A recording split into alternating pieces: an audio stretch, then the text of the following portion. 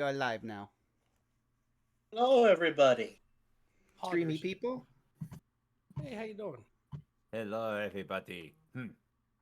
Oh, man, it's so good to see you all again. Everybody from Dan to Elise to Scoop Cat Oh, right. looks at spot where Zettel should be. I'm getting in. I'm getting. Good old Scoop Cat. If I don't have Scoop Cat, everyone will be disappointed because they don't see Scoop Cat. Raise a valid point there. I mean, where would we be without Scoop Cat? Dead. Never leaves a scoop. He is our true savior. I love Scoop. I love Scoop Cat. Scoop Cat is the mascot of this campaign. I was gonna say the unofficial. I thought that was Wick. I mean, he's dead now, so. Yeah. Yeah, but you're still the most Rip charismatic character of Wick! all of us. He's dead Rick's now. dead. He's dead now. Woo! Oh, my poor sweet boy. We'll have to hide them. He died as he lived. Stupid. Yep, I mean, he's not wrong. I'm not wrong. Wick Listen, was- like when you're raising a kid, you love them with all of your heart, but sometimes you're just like, oh, you are making a terrible decision, and I can't stop you. I tell my nephew that he owes his life to me. There's so many times when he was a baby where he was just like, I have a fork and they're just outlets, and I'm like, no. He died as he lived, trying to find the owner of those knives. He found the owner of the knives. Yes, That was his greatest triumph. Yeah. All the way in Cab Vengeance. No, he died as he lived, pressing buttons that he shouldn't have. He knew that eventually it was going to kill him, but he didn't care. He was comfortable with it. Also, I've been enjoying talking with Miss Tweetums, who is also going through Tomb of Annihilation, and they are in Omu now, and the last two times they've messaged me after their session is, not the puzzles! Not the puzzles. They still haven't even gotten to the worst one yet. We all remember the one. Feel our pain. Very just Feel our so many pain. fucking puzzles in that dungeon that I just refused after a while. I was like, Caitlin, you do it. You just nudge me if you need me to just do my brain. My brain is burnt. I'm done. With it. I was gonna say, were they talking about what was it? Obalaka's shrine? No.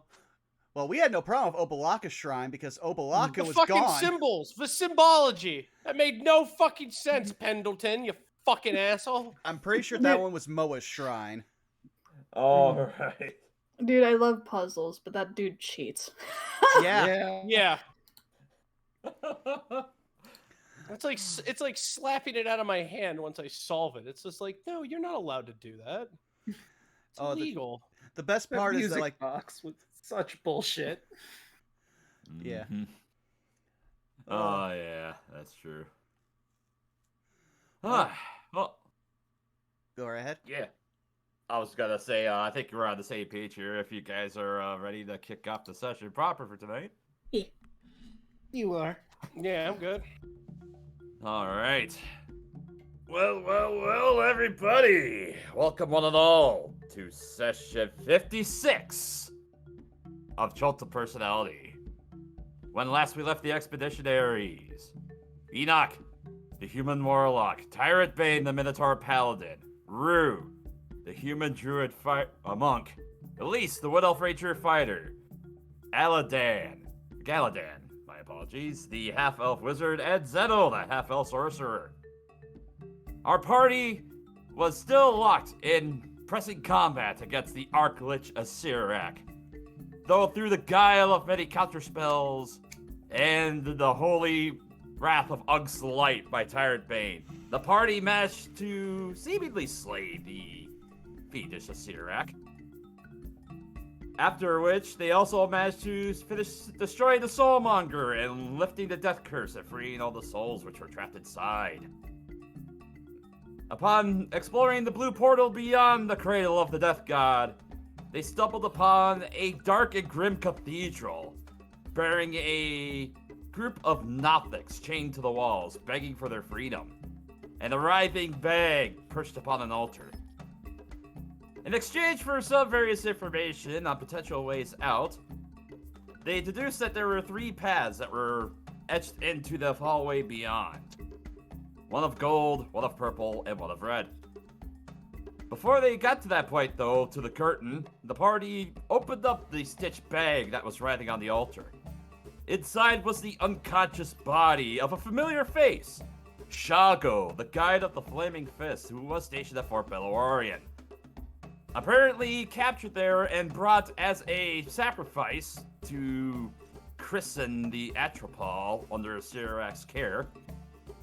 The party managed to free him from his magical incapacitation by means of holy water. Upon investigating the hall beyond, they discovered a secret door, which bore a glyph of warning. The party managed to dispel that before revealing a secret door, which had a muddy archway. Beyond the archway was a rather impressive library, containing a musical box-playing dulcimer, as well as an old sleeping man at a desk, who called himself Mr. Fox. He entertained the party's intrusion only for a short time, until one of the party members decided to take one of his sacred spell scrolls, which he took great offense to. Respecting his boundaries, the party then decided to leave him alone, and foolishly guide the Nothics in his direction, only to have them met some unknown loud fate. Upon discovering the second door, pointed to by a set of bones, they inadvertently had set off a firewall trap in the hallway, which Rue, with her quick thinking, managed to neutralize the fire by the means of a watery sphere. Beyond the secret door was a wriggling black pool of some sort. Although with some quick magical thinking, with the black pearls in their possession, they were able to secure a means to finally escape from the Tomb of the Nine Gods. And as they all teleported back outside to the obelisk on the cliffside, greeted by the hot, damp air and the pouring rain, one by one, the trickster gods which had possessed our party thanked them for releasing them from their captivity and avenging them. One by one, as they left into the jungle, leaving behind their magic items which they had possessed as thanks for their escape. The party sought to regroup at the Shrine of Ankh to possibly meet with Tyrant Bane's support and his fellow tribesmen. Sadly, his tribesmen were not there. Instead, he was greeted with an abandoned post. As he scouted around, he found a note left by his superior, Viorzia, that apparently discovering that peace talks had melted down between the Sunblades of Napaka and the Yuan-Ti led by Fenthaza. And as the party has come to this realization, where will they go from here? Let's find out in tonight's episode of Chult Personality.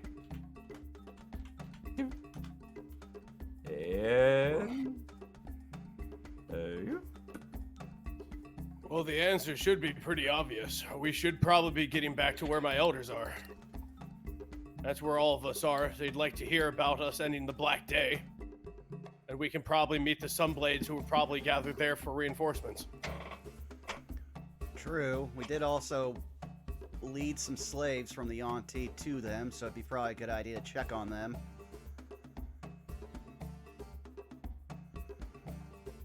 But, Dan, can you also help me for a second? Sure, what you need? I'm gonna need some help disguising this teleportation circle I just drew. Alright. Yep.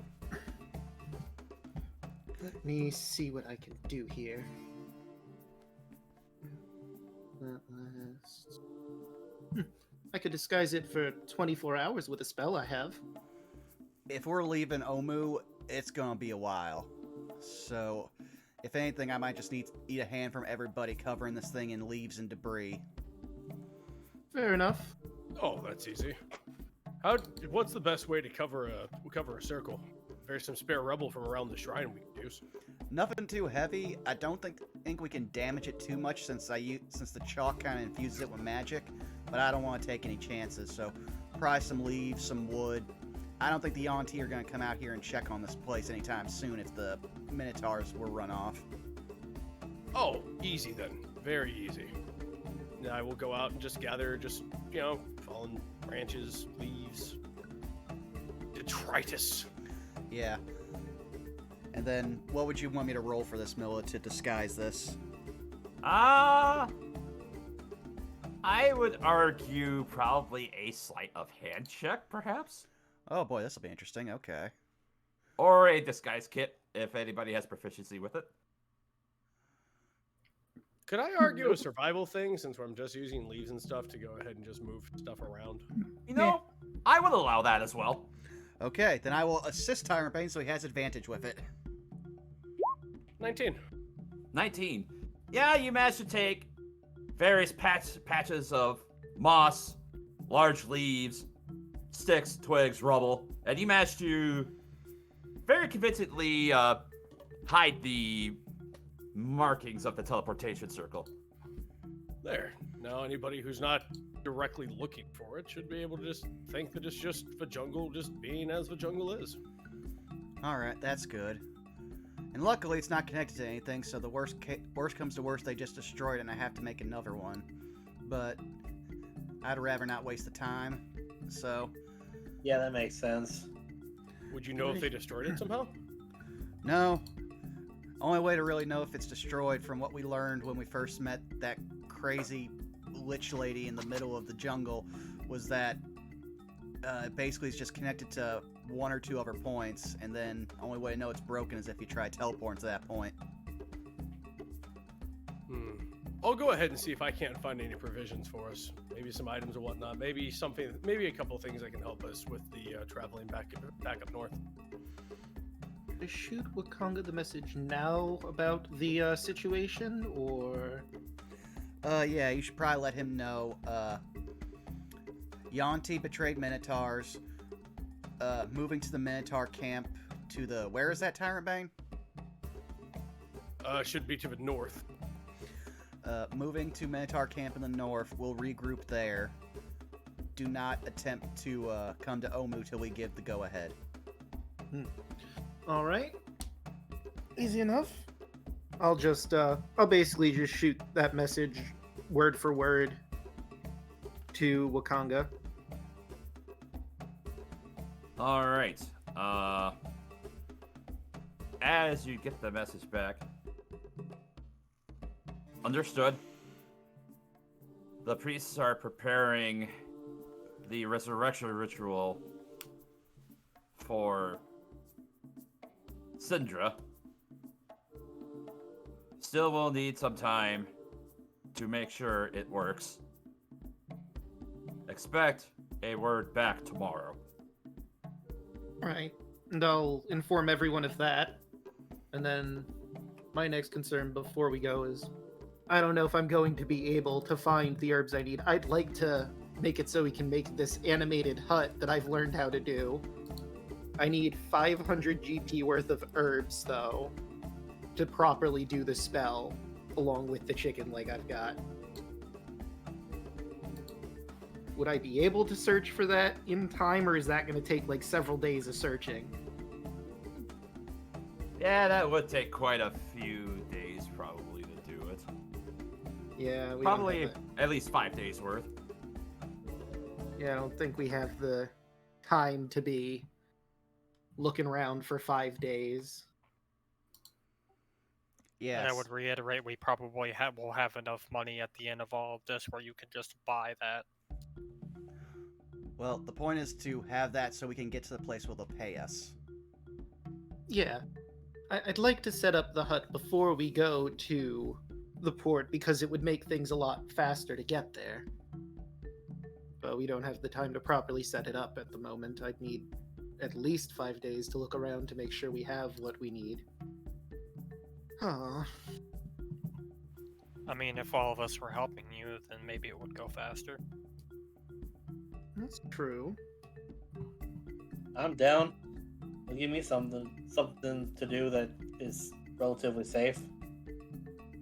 Alright, Mill, if everyone pitches in, how long would it take then? For what then? I'm sorry. To find all the herbs I need to properly cast Animate HUD. With some survival checks, you could do it in a day. Alright, Jungle provides. and let us see what the jungle shall provide today. All right. Survival. Do I get advantage because people are helping? I would argue everybody is pitching in for their survival check. Alright, that's fair. 20. Damn. Boys, I suppose, Kawasha would like I to. find a whole bush of the herbs you need. Heck yeah. Let's see. Hold on, I'll roll for Kawasha. And then for Orvex. Yeah, the two of them are seeming to have some difficulty of it. As well as Blood, who's not having any luck. I mean, Lucano could try. I'd have to see what Yeah. her survival is. Do. I'll roll for Zal. Oh, buddy. Okay, a sec. So it'd be, yeah, roll 20, a d20 plus 2. No, real quick, Milla, I do want to point this out. Whatever you say, I'll go with, but because of Natural Explorer, would you argue that if I find something, I'd be able to find more than I normally would? Because I'm assuming we can consider this terrain as forest. Yeah. Kawashi got a 14. Kawasha got a 14. Yeah, you do bring up a good point, at least. If you want to consider this foraging. Yeah, I could say you could probably find twice as many herbs. Let's see. I have to go to my table at the front of this book to see what you guys all find for your herbs. Specifically, the ones I had left for Dan. Oh man, I just realized we're about to go back to the tiled map of Chult. I mean, I was gonna say, like, could we make the argument for brevity that we just get back to port with no problems whatsoever? I did consider that possibility, yes. But we're not going For the back to sake the of brevity. port. We're going to where the Minotaurs are, and that's an entire part that we've never been to. Yeah, and that's true. And Tyrant Bay, just for clarity, the name of the city that the Minotaurs have holed themselves up in is a place called Hisari. Hisari. Okay, hold on.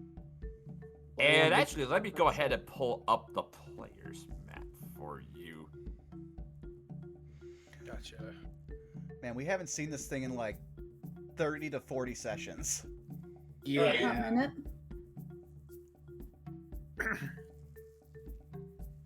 Alright, let me get on the right layer here.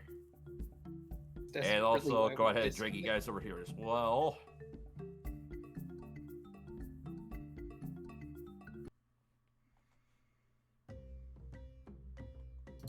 Let's see.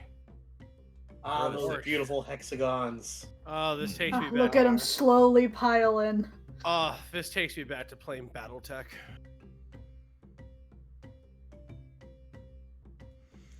And we're Alright, all nice. the way down here. And for the sake of brevity, Tyrant Bay, though it's quite a few days away, you would know that your tribesmen are over here. All right. Ooh. They're over at this ping, so northeast. Oh, that was a trek. Okay. You know, it's actually impressive as many of you got here as you did. We're very used to going through the jungle. And you would know that to the northeast from where you guys are at, you have to skirt around a giant lake. There Which is is noted right there here. is a giant lake there. Some of the people from our tribe use it as a training ground sometimes. Do you got a name for this lake? Lake Luo. I'm just remembering that the name of the lake is Lake Lua. Hmm. Okay. Yep, don't ask where I got the name from that. Well, I will say that I can probably help for about a day to make getting there very easy because, hey Dan, you remember that thing that you, like, that naval thing that you were super keen on getting until after you killed Peggy Deadbells? Mm-hmm. Yeah, remember, I still have the ability to cast that spell once. Right. I just couldn't do it for you because I don't know Peggy from Dirt. Well, now I do, because she is Dirt. You're right about that, I guess yes. she is. But yeah, I can help lead us through a path much faster with that once we get on move on. So we found enough of these herbs, Enoch says, holding up just like a fistful of random grass. I'm not good at this. Well, have we gathered enough yet? That's right. That's other stuff I'm trying to get at as well. Elise will just drop a bucket down in front of Dan. This is a bucket of herbs. Dear God. There's more. No. No. Oh god, that's great. Every single time, I'm not gonna let that slip away. God, I miss playing that game.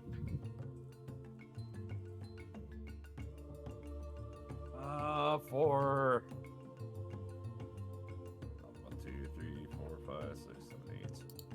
Everybody, roll a d8. Elise, you could roll, or Zeto, you could roll 2, as well as Elise. Give me 1 sec. Oh boy, I got a nice I got tasty 8. one. What about the druid? Kawasha did not, so it's everybody in the party except for Enoch. Okay, so everyone else roll one more d8. All right. An 8 and a 6. I got a 5 and I 3. got 2 and a 5. All right, Elise had 8 and 6. 7 and 3. Tire Pain 5 had and- 8 and 5, I believe. 2 and 5. 2 and 5. Rue, 7 and 3. 7 and 3. 5 and Dan? 3. Zeto, 5 and 3.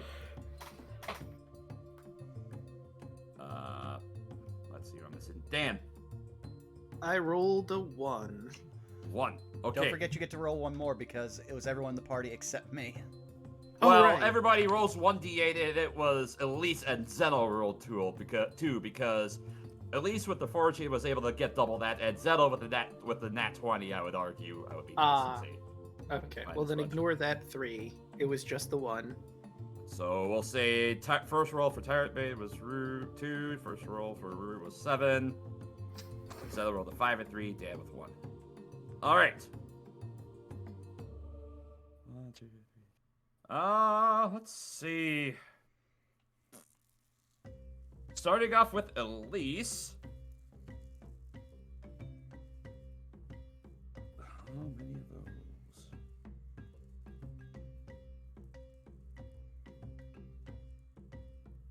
Right.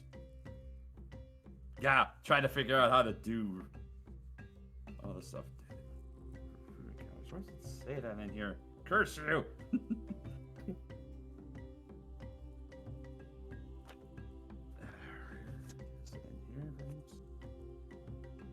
Oh, that's right. Should be a Discovery team on here. Don't worry, Milla. I've recently become aware of how unorganized these module books are.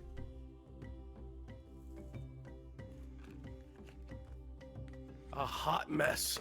Oh yeah. All right. Hmm. Elise, roll a d6 for me. Yeah, first roll a d6, and then... That's Roll 3 on the 2d6. D6. Okay. You said who rolled 2d6? Elise, roll 2 more d6 then. And then another 3 and a 2. Alright, so 5. Alright, so 3 and 5. For the sake of this... Let's see. I miss just rolling random dice. Zabo. Alright, so you find 30 gold worth of Zabo. And then... 5... And then 5 gold worth of Zuka nuts, so that's 35 gold there. Tyrant Bait, roll a 2d6 for me. 2d6. Yeah, you got it. Mm-hmm. 5. So for 5, you find 10 gold worth of manga bushes. Ooh. Through. That was.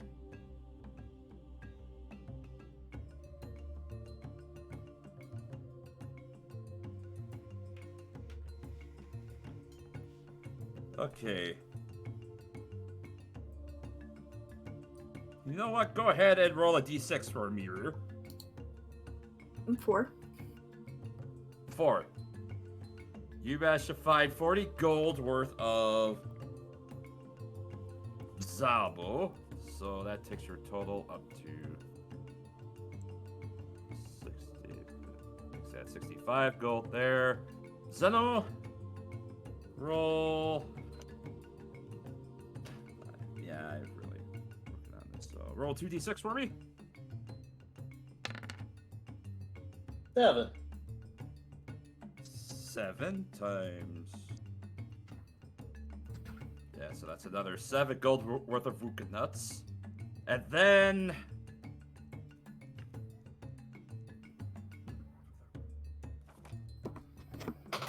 Roll a d4 for me.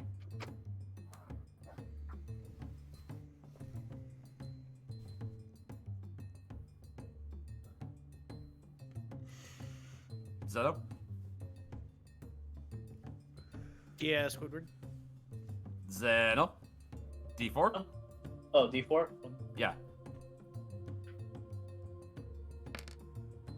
It's a nat 4. Alright, so that was a good haul there. You managed to find 4 Ryath roots, and that's worth 200 gold. Hey. I'm pulling in the work. That nat 20. And then Dan, roll a 2d6 for me. 2d6. Ah, snake Oh my eyes. My luck is miserable tonight, apparently. You managed to find 2 dancing monkey fruits. Uh, So that's 10 gold worth right there. So that makes a total of 285 gold worth of herbs and stuff. Now give me a second here as I check a specific spell. Well, it doesn't exclude the ability to do this. Milla, could I find a patch of random foliage that seems verdant? Okay. Worth a give you another survival check, sure. Okay. Can I help him? Yeah, I'll you help may you. gain advantage. All right. Survival. That's an 8. I'm not looking for specifically for herbs. I'm just looking for a plant that's vibrant and alive. Sure, you do find a nondescript plant. Dan, could I see some of those good herbs that you found? Sure. And then we'll take from the stockpile, give him a little bit of, I think, Sabo. All right. Enoch is going to inspect it very, very, very clearly. And then, fabricate. Ah. Ooh, that's a smart idea. Now, the only things love that this really it really specifies that I have to have in a certain size amount is if it is a metal, mineral, or stone. If it's just, say, a tree into hemp rope, it is much easier, and I can make up to a large size quantity of it. Okay. So he is literally just turning this bit of plants around him into Zabo in large quantities. Okay.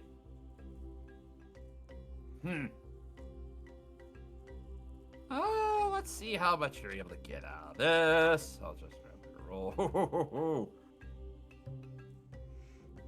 Yeah.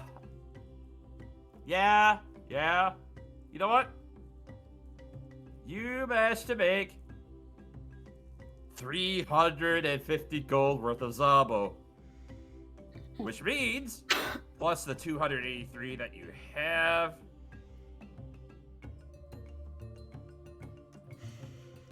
633 gold worth of various plants and herbs. And we only need 500, so we can sell the rest if we want to. Or I could potentially use that for potions. We'll have to see how that goes. But Dan stretches.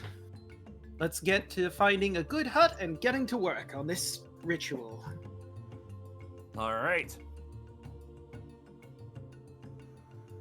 I would say Dan and we the have gang our... goes house shopping. I was about to say, I think we have our pick. Yep, there's plenty of hovels and runabout shacks. There's no check required. You do manage to find a suitable sized hut.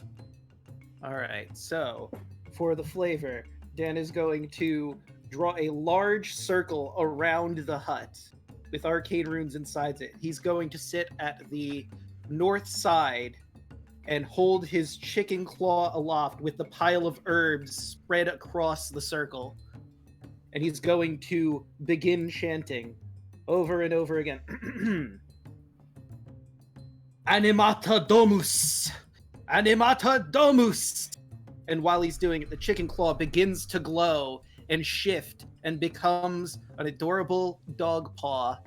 And the hut begins shaking in the center, moving left, right, and eventually 2 pairs of dog paws reach out of the ground as it looks like a Shiba Inu is digging out of the ground underneath the hut. And I will post the picture in the chat here that Caitlin made so long ago. There's a little pink rug that comes out of the door's mouth like a tongue lolling out. He showed me this on Monday, and I was just laughing. Oh god, that's amazing. I love it. That's been a while since I've done that one. And there it Yeah. is and there it is for chat. Perfect. It's some Howl's Moving Castle type of stuff there. And It's a Dan, sheep. It's a Shiba Haru. yes. And once the hut is finally properly out, her tail is wagging, and Dan will walk over and begin petting the giant Shibi leg. This is Henrietta. Tyrant Bane looks absolutely horrified. Same with Enoch. Dan is smiling wide. I put a gif of what Tyrant Bane's expression is for you. Then I just looked at it. Magic, man. I do it every day, and I still won't get used to it. Elise raises a single eyebrow and just otherwise remains stone-faced. Rue is very similar. She's just stone-faced. Enoch. This has is that- not the weirdest thing she has seen in this adventure. Yeah, I Enoch. Well- thought we were done with this back at the tomb! Hey, on the bright side, we'll be traveling in style for the next 3 days or so, however long it takes us to get over to the other side of the continent. It's true. Oh, actually, this would be really great for getting through the jungle. Nice, warm, and safe inside the hut. I mean, we don't really have a lot of furniture because, just got the place, but we can make do. Plus, she moves about as fast as a horse, I believe. All right. Above game, the hut moves at 50 feet. Speed, it has 100 hit points, an AC of 16, 26 strength, 12 dexterity, and 18 constitution. And 4 in every other statistic. It is considered gargantuan its size. Wow, I didn't realize I was actually more hardy than a house. Tyrant Bane is just absolutely mortified at the thing. And it's gonna It's- lie down on the ground so everyone can get into the mouth of the hut. Still wagging its tail. Tyrant Bane has seen Monster House. And this thing, this pet house is safe. It's Oh, safe. absolutely. Tyrant Bane, I share your apprehension, but let me just put it this way. Aside from the undead and the plants, nothing is going to look at this thing and say, I want to investigate it, so it's probably for the best. Rue just kind of smirks behind him. Don't worry, Tyrant Bane. I'm sure it's particularly fond of steak. Oh Wow. No. That was just gonna look at Rue. It's like, oh my god. She If just the won color less. could drain from Tyrant's Bane's fur, it would. He's a little behind the bush that he was holding in one hand.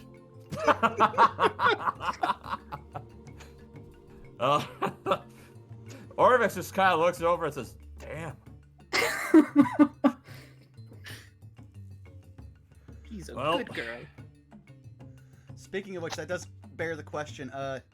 Draco, how many people can this house hold? That is a good question. Well, it's a hut. Let's see If it's it even anything like the mentions it as college well. house I went to, about 100. Spell slot expended back. It returns its. While you are within this hut, you can expend an action and use the hut to move in any direction of your choice. First action, you can cause the hut to take either dash or dodge.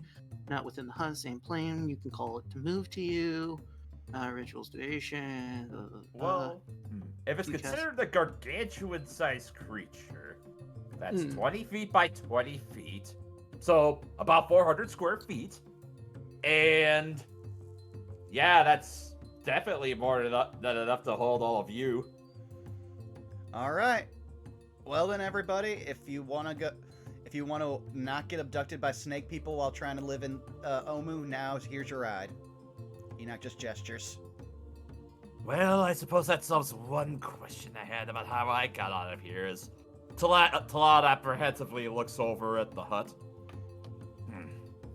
Hey, you know what else? What else we don't have to worry about now? Bug spray. True. We'll be inside. Dan summoned it, so it should be safe.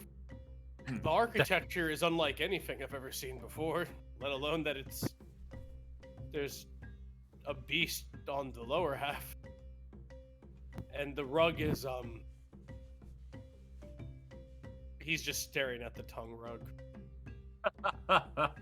The tongue she's- is, You hear just I'm kind of like a feeling very toward- deep toward pitch. Rue. Do all witches have things like this? She just kind of shrugs. Maybe.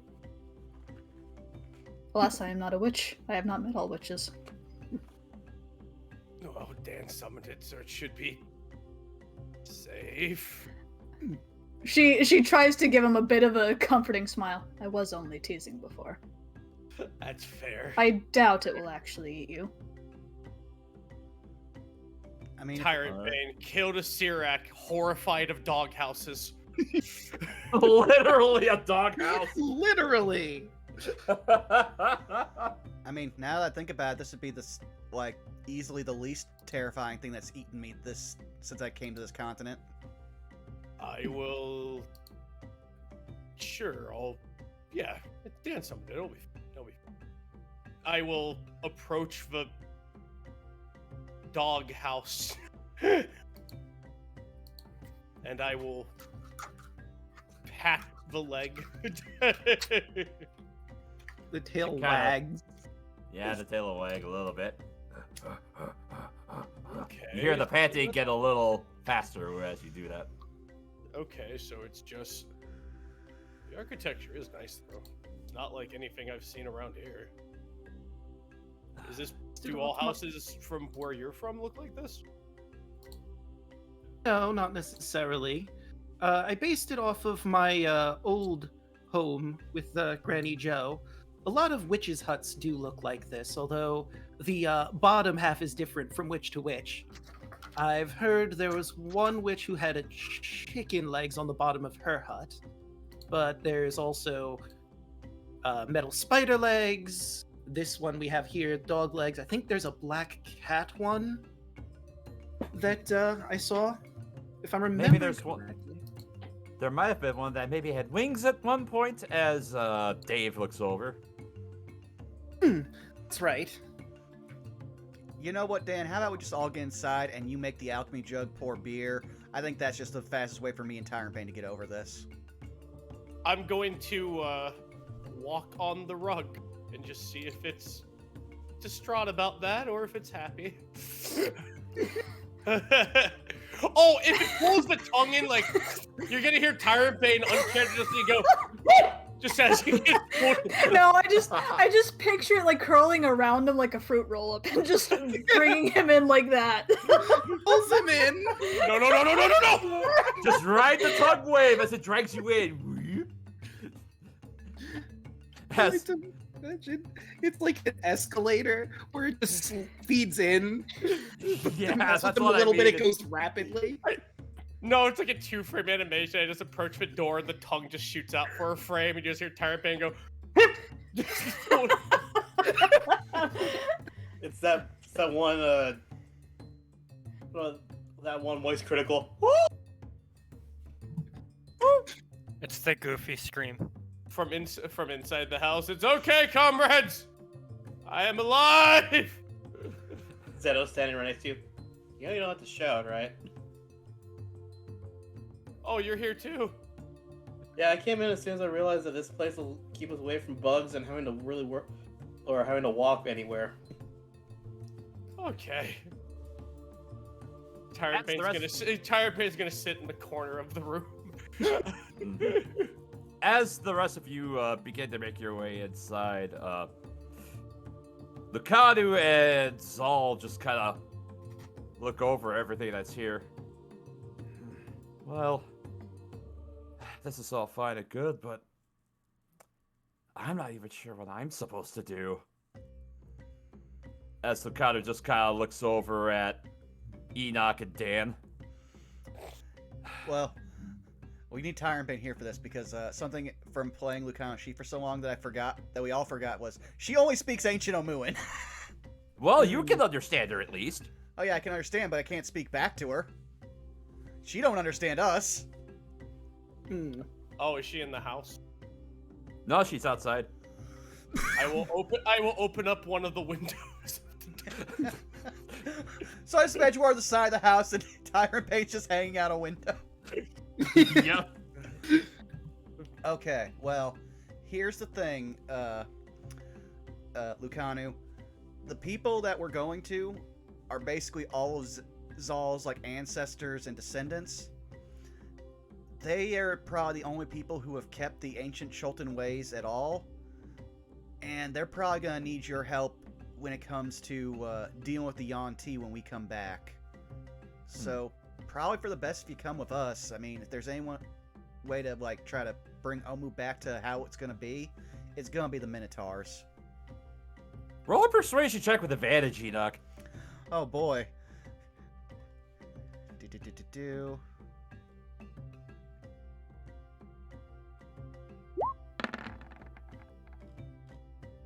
That's a 14.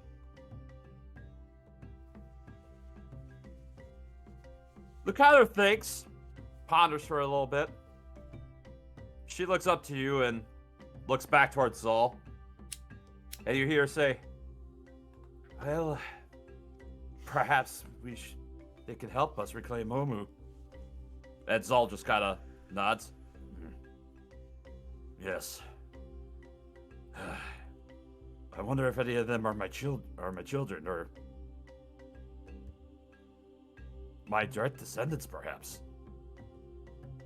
Who knows? Perhaps with a little bit of research, you might figure that out. As Lucano just kind of takes the back of her gauntlet and just touches Zal on the chest. Come on, let's go. Wow, this is the episode where we find out Zal used to fuck. Tyrant. Look at the size of him. Of course he fucked. Well, no. I'm saying, look at the size of him. He has a very limited window of who and what he can fuck.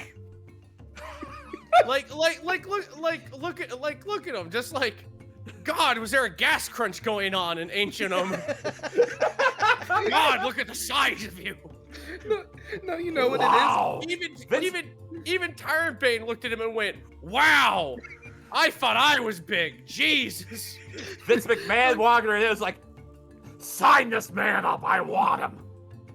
Brick meaty men flapping meat. You know what it was? Ancient Chult was just really, really good for Minotaurs. The environment was a lot better, so he grew a lot bigger. They were all like that back then. They were all big, scary Minotaurs. Exactly. Yeah, like Tyrant Bane's like 7'2". Zal is like fucking 12 feet something. Like, Yeah. 12 feet at the horns. he's a big boy. What's up, big boy? He's a big boy. All right. And it's Lucanu and Zal. Zal has a little more difficulty trying to squeeze in through the door. Actually, the tongue has to land like completely flat so he can just kind of shimmy his way in. But he does manage to make his way inside the house. Tyrant Bane is hanging out of the window with spiral eyes. He looks back at Zal and waves, and then just hangs out the window. Elise just walks up the tongue. Mm-hmm. And then It's kind of like one of those movie escalators. You know, those movie walkways where it's like Elise just walks faster as the tongue just moves him in. This dog is more bizarre the longer we talk about what it does. This is a strange dog. After everything that's happened inside the tomb, this is welcome. Well, no. After Oh all, yeah, no, it's welcome. It's just funny that like, of everything, he's like, I fucking killed Sirak, and then this thing's just like, Tyrant Bane's like, nope, I don't want any of it. It's just, Well, no. after all the time of you wanting Yuki to become an eldritch horror / Looney Tunes, you finally get your wish and you weren't ready. I got blindsided by it. I've been looking forward to this moment for so long. Everyone's reaction to the big girl house. Best girl Henrietta. Let's go. All right. Well, it is. Once we get underway of actually start moving, that's when Enoch will be like, okay, Dan, I need you to steer this thing how I tell you. All right, will do. All right, and everybody else finally manages to make their way inside the hut. The tongue rolls inside and kind of makes like a nice little front door. And yeah, as soon as we start moving, Enoch will expend the use of the charm he got from randomly tracing a maze on a statue.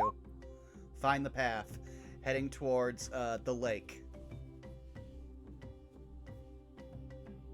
All right. You feel the house just shift and sway ever so slightly as the right side comes up at about a 25-degree angle. You hear the house creak a little bit. And then the left side of the house comes up to go even past that. And eventually you feel the house going straight up. And you hear a ba-dum, ba-dum, ba-dum, ba-dum, ba-dum, ba-dum, ba-dum, ba-dum, ba-dum, ba-dum, ba-dum, ba-dum. As the house begins to gallop, making its way to the southeast of to the southwest of Omu, because that was the only way you guys can make it out of here. Doom, doom, doom, doom. And you hear some crashing of other shrubs and branches as this house begins to barrel through the forest, making its way around. Luck anybody in your way. You guys remember that one red dragon we fought, or we met up with a couple of months ago? I'm more surprised that I am no longer phased by having seen and survived a dragon. Yeah, I'm just trying to think. What would she think if she saw this thing? You know Best what? I'd leave her rather not alone, know. otherwise she'd best leave her alone, otherwise we'd have to, show her what's what again. I mean, we beat her before when we weren't as strong as we were. Now we are stronger and inside Henrietta. This is such a strange mode of transportation. Well, Elise is just having, like, PTSD flashbacks of letting the dragon go. I'm just remembering when it would take us like 3 sessions to get as many spaces as we are getting opened up right now. Mm-hmm. Wait, Yeah, right. And, wait a for all minute. You guys have seen a dragon before. Yeah. a younger one, but yeah, we saw Red Dragon. It did try to kill us. We went into its territory without knowing, and yeah, it was like, I don't like you for that. No, they told us there was a dragon. We were just hoping it wouldn't see us. It saw us. A lot of my tribe works with conservation and going ahead and helping out the local ecology around here. Omu and my subsect, the Sunblaze Napaka, that was our thing. We tried to go ahead and just reclaim Omu and just go ahead and just make sure one day we could truly establish a foothold back into it. But most of the tribe, well, some of the tribe works with conservation, some with lore keeping, like with the elders. Oh, I can't wait to show you all of them. Most importantly, I can't wait to get back to the commander. All right.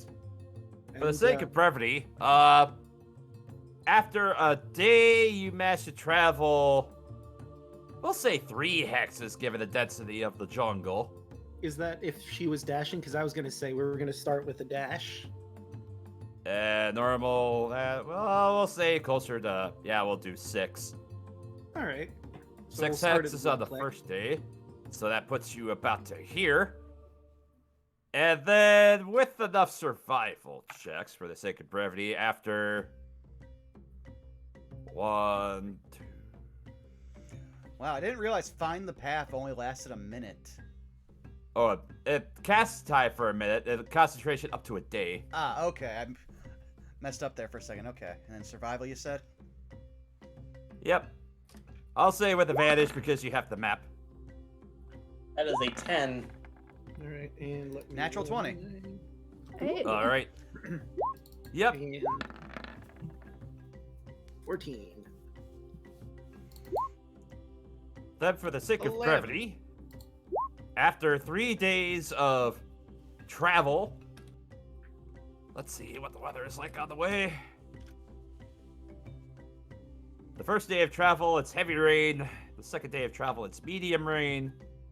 And the medium rain continues as...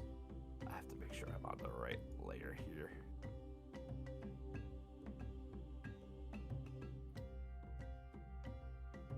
You eventually manage to make your way towards Hisari. As you arrive at Hisari, this area is a great ruined city that is greatly overgrown with various vines, and at one point, Tyrant Bane, you would know that there is a massive sinkhole where, based on what your elders have taught you, half of the city basically fell into it. And in that sinkhole, there is also a series of caverns, which your people have basically used that for various stores, trading facilities that, you know, is some shelter, as opposed to some of the more derelict buildings that aren't necessarily as habitable that remain. And give me one more history check with advantage on top of that. Sure. 14. 14. For reasons that you can't exactly remember, your tribe elders have taught you that at one point they suspected that the Yuan Ti had originally came from here, but for some reason, whether they left or they were no longer here, they can't appear to come back here, which is why it's a safe place for your tribe to come here. I'll explain that to him with the sinkhole and the Yanti. It's actually somewhat interesting. The Yanti the sinkhole went ahead and half of Hisari fell into it.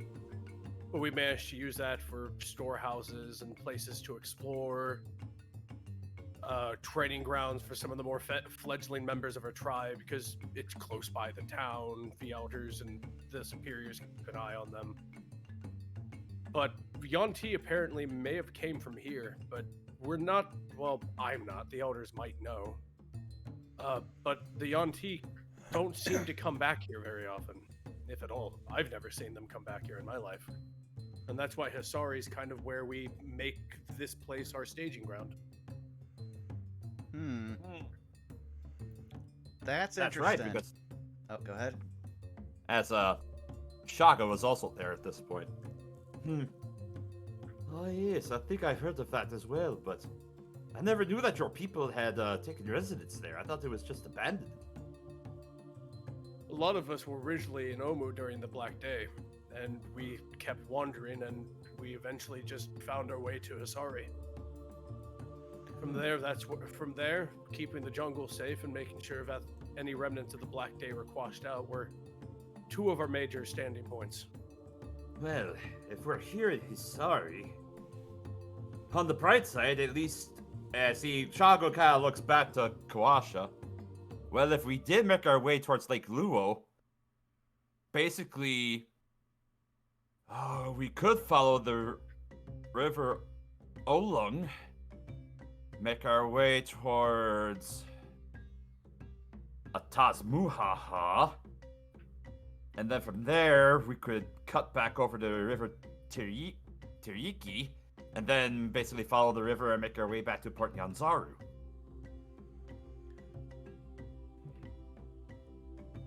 That's fair, but I'd probably want to talk with the elders first, because from what we saw, the Yanti, what they did with the, main part of the city back in Omu, I don't believe that they would have a problem with a sinkhole. If anything, they'd probably like it, so I want to find out why they're not coming back here. And if so, the sinkhole might be the best place to put another teleportation circle. That may be good. Shago just kind of clears his throat a little bit. That may be good, but I wonder though,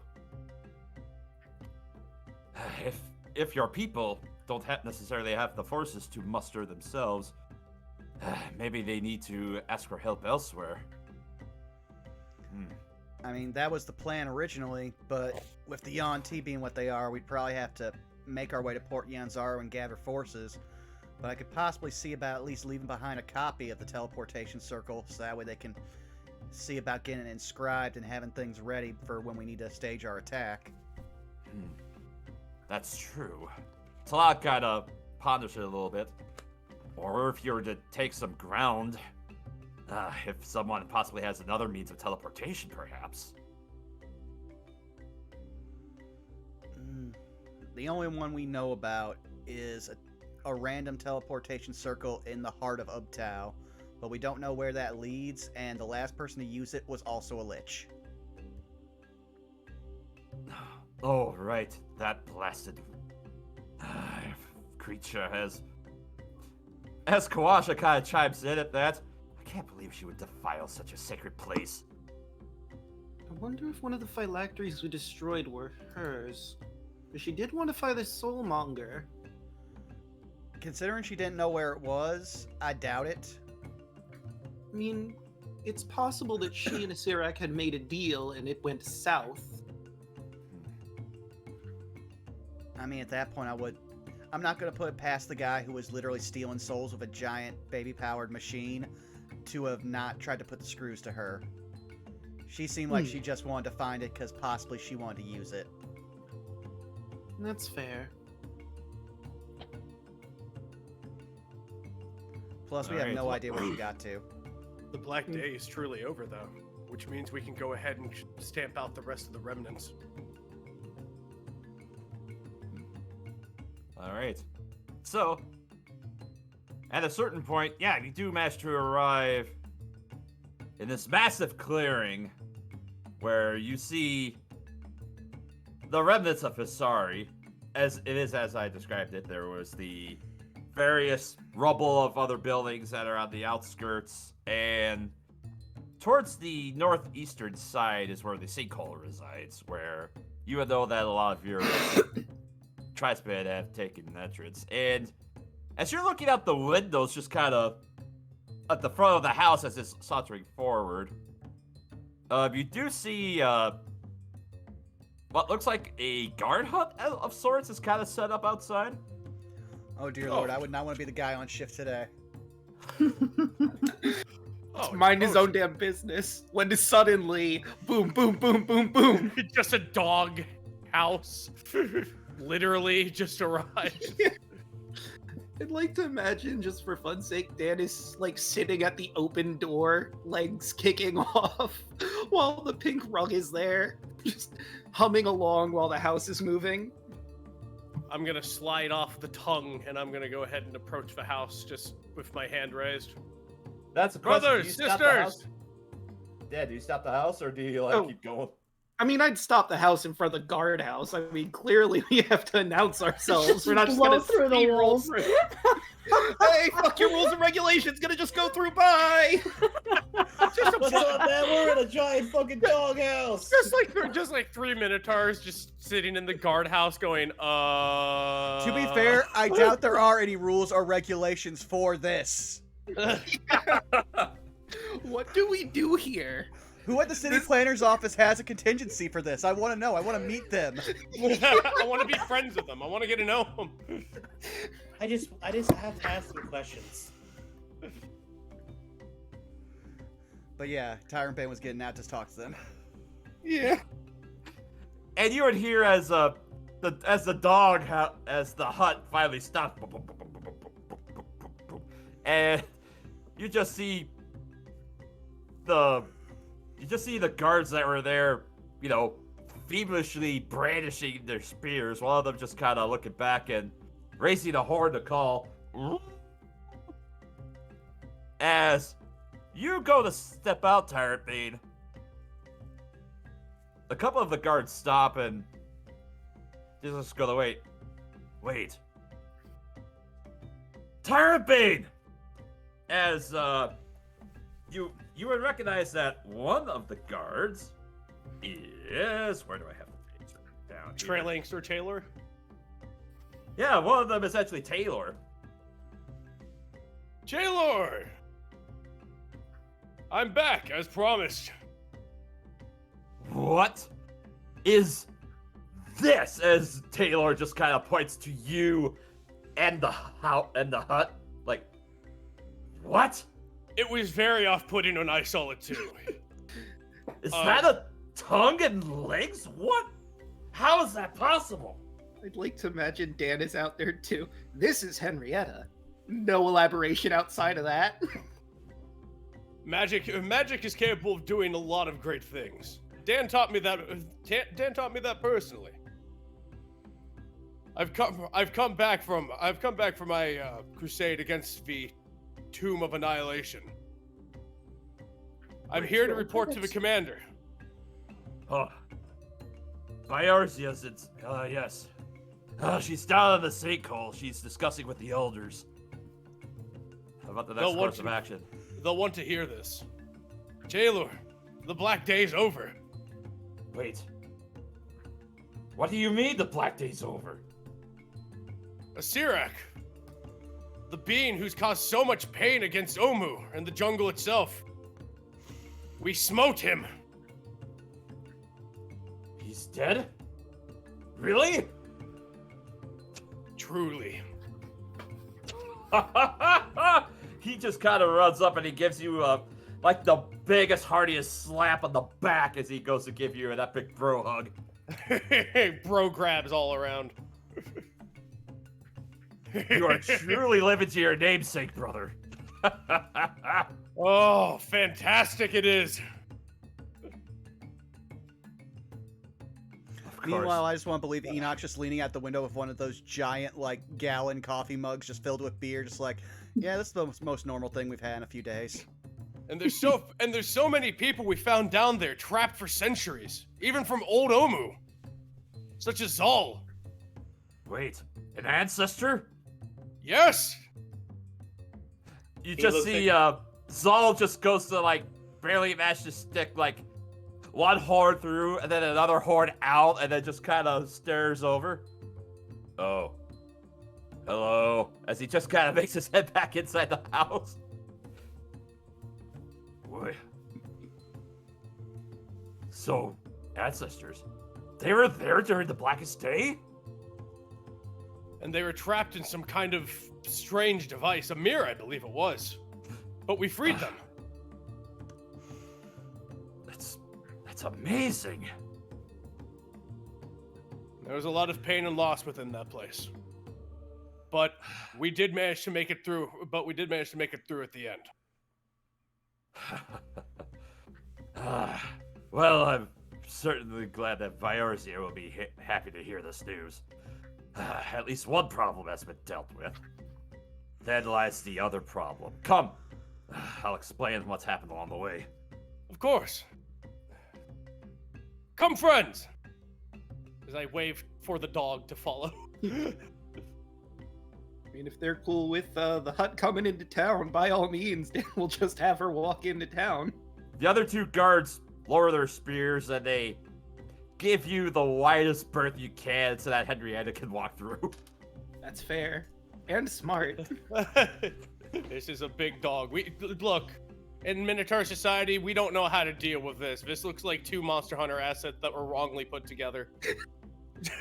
we're just walking through town, and all of the Minotaur soldiers are just like full, like mouth agape, like what the fuck is this?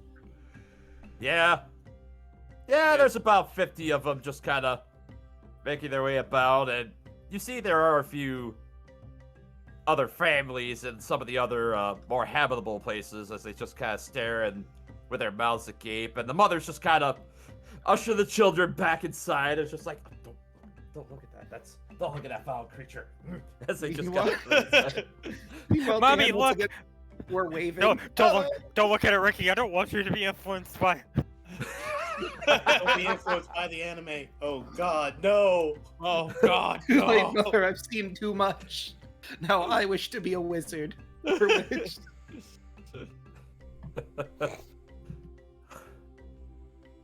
Alright. As you're led down, there's a stone wrought staircase that basically makes its way around the side of a cliff as Taylor leads you towards it and says, alright, follow us, as he motions to the rest of you.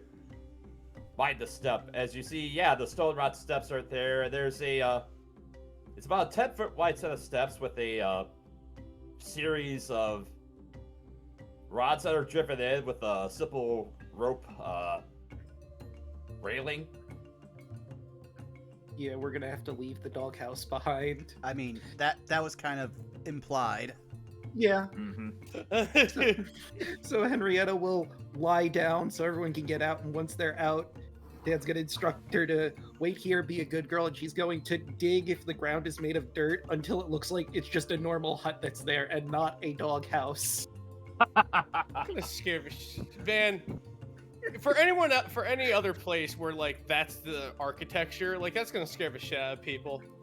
Just because I just imagine your witch village, like they all like move around and then just all the houses just dig up and just walk elsewhere. Yeah, pretty much. I mean, witches are It's solitary. like the by moving city from Breath of Fire. It's fucking ridiculous. But I mean, witches are solitary by nature. The moving house is so they can move their house whenever they need to avoid angry mobs or when they're meeting up. So it's just, you're minding your own business. Maybe you're in a clearing of a forest and a bunch of different moving houses come by. So that you just can meet Just up throw in in the and form like a free village. Where did this village come from? What's going on? As you're all When Elise leaves, she just like uses a tongue like a water slide and just slides down. Yay! it kind of lifts the tongue up and it kind of, keeps you upright as you go to slide up. Make an acrobatics check for me.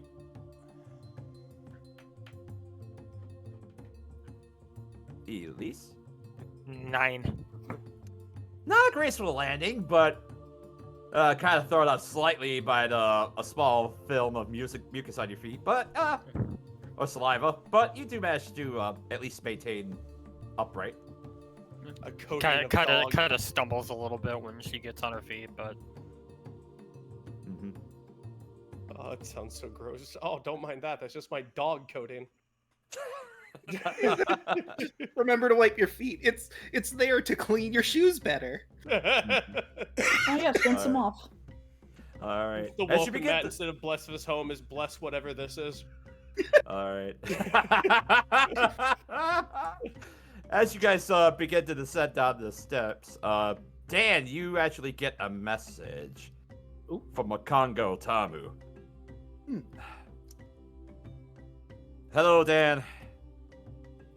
It is with great remorse I inform you that Syndra was not able to be revived.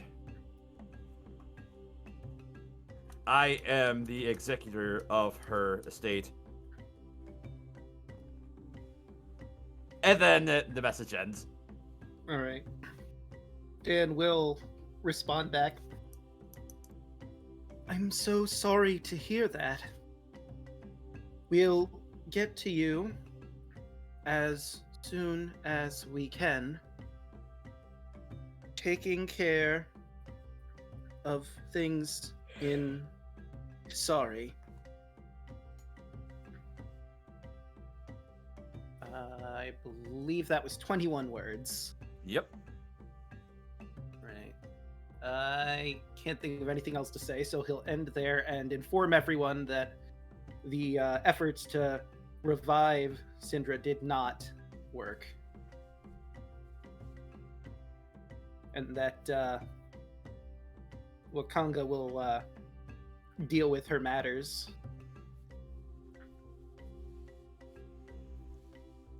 Eventually, you get another message back. When you return, I will be sure to give you your rewards as she has promised. Just meet me in my manor when you return. All right. Dan will relay that and he will respond. We'll see you then. Keep watch for a house on dog legs. Don't worry about it. So this Same response. What? Yeah, it's just one word. What? no, I imagine that the next time is Enoch gets the message. Could you please extrapolate? At which point Enoch will be like, "Oh, you talked to Dan. Okay." Enoch, what the fuck? Explain. That's been his role for most of this adventure, so he's used to it. Follow-up question. What? All right. As you guys are descended down into the sinkhole of Hisari, Also, apologies you are. if you heard noise. That was my chair falling apart. Oh, jeez. Didn't It's hear fine. Not again. Whap! As, Oh, I'm sorry, Enoch. Were you saying I was something? just gonna say, so down the hole. Yep, you're let down the hole. There is a impressive set of iron-banded double doors. As you are led through that, there's a series of tunnels that you are led through that kind of zigzag a bit. As you are met with some of your brothers that you had recognized in your time there, Tyrant Bane, as there is another set of double doors that is at an end of one of the tunnels, and Taylor just kind of motions to him. He kind of motions them to kind of part as they kind of stare at you and they kind of give you the fist over the chest salute, and as I they salute part away back. from the doors. As you hear the doors open, you hear in Omoon, "This is why it's such an urgent matter that we need to muster a reinforcement." As you kind of look over, you see that there is a massive war table that is spread about, and along with Viorzia, you do see there is a collection of 5 elders, who are kind of stationed in various points around this large table. As they begin to mutter, the elders begin to mutter something, as Viorzia just kind of stops. "Tyrant Bane, you've returned." Commander, it's good to see you. It has been some time, I admit. It's been at least 15 days since I left you in Omu. You'll be pleased to know that my mission was successful. With the help of our companions, we've destroyed a Sirak. The Black Day is over. I also just realized something. When we left, we had a wick. Now we return with a rue. I want to know what their thought process is on this. Did they digivolve? Yeah, just Rue exploded out of wick. I mean, that's typically how digivolving goes. Have you seen Ganomon? True. Come on, Digivolve 2! Ruwoman! The next evolution, Rue will get some badass metal armor and some leather pants. A gun! These are all valid in digivolving. I know, this is even funnier. My favorite is the dragon made of guns. Yeah. I name him the First Amendment. You mean the Second Amendment? No, he is the first now. He is. They make a religion out of this man. Oh, God. I'm fond of Wizardmon. Just, this is a wizard. There you go. Been Sorcery Anyway. Mon. Let's just go ahead and do a palette swap. There you go. Anyway, getting back into it. Anyways, Wait. As one of the elders kind of goes and steps up. The Black Day has been dealt with? I bow reverently to him or her. Yes, Elder. The Sirak fell by our hands. That is quite a relief.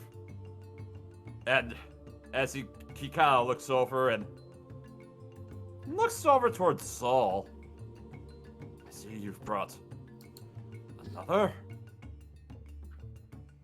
He is from the days before Omu fell. His wisdom will be a great boon to the tribe if he'll allow it.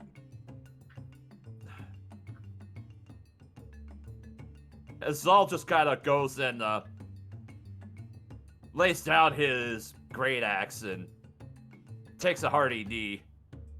Greetings, descendants. I am Zal of Omu. Myself and this one, as he motions back towards the Kanu. We were there when the Sirak had assaulted Omu. After we had tried to protect our then queen, Napaka, he trapped us within that mirror up until your champion had freed us. I see. Well, anyone who was there is more than welcome to help us, if you so wish, of course. Of course, it would mean no better purpose to help you reclaim my home and avenge the Paka and drive out the squatters who now claim it as their own home. And you see Lucanu just step forward and take a knee next to Zal's left as well. Yes. My life in your service would be of great help. Rise, Lucanu and Zal of Omu.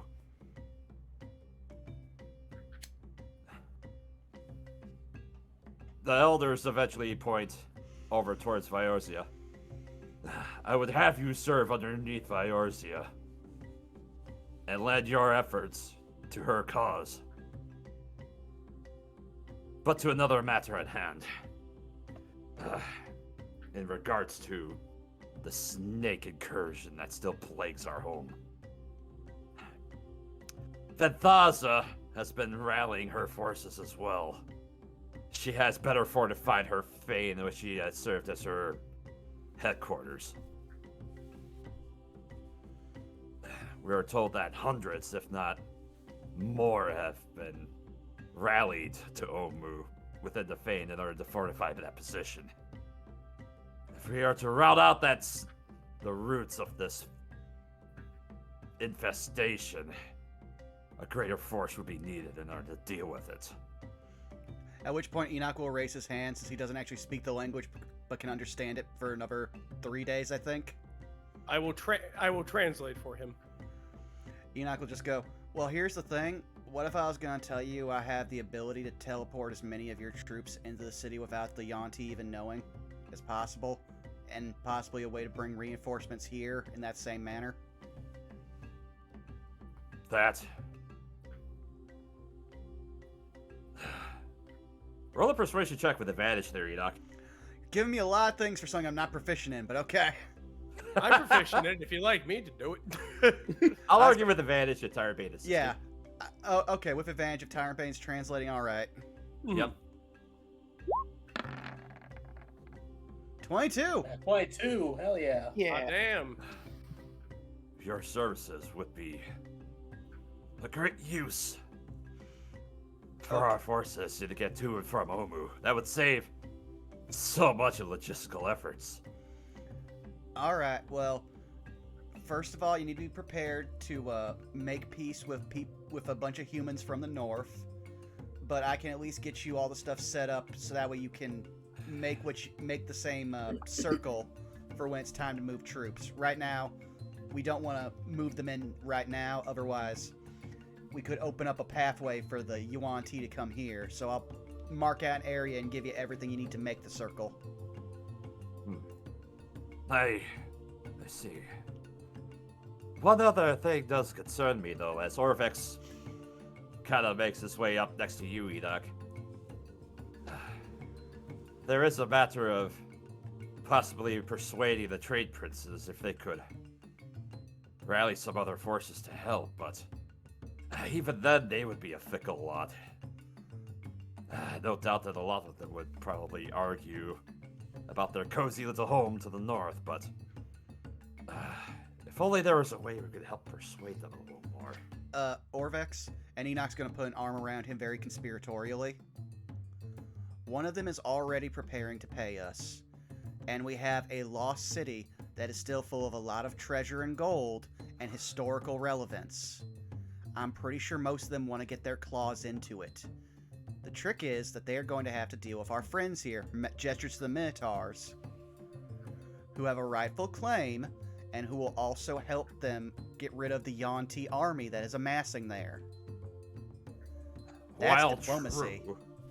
While true, you do have to contend with the flaming fist. Looks to Shago.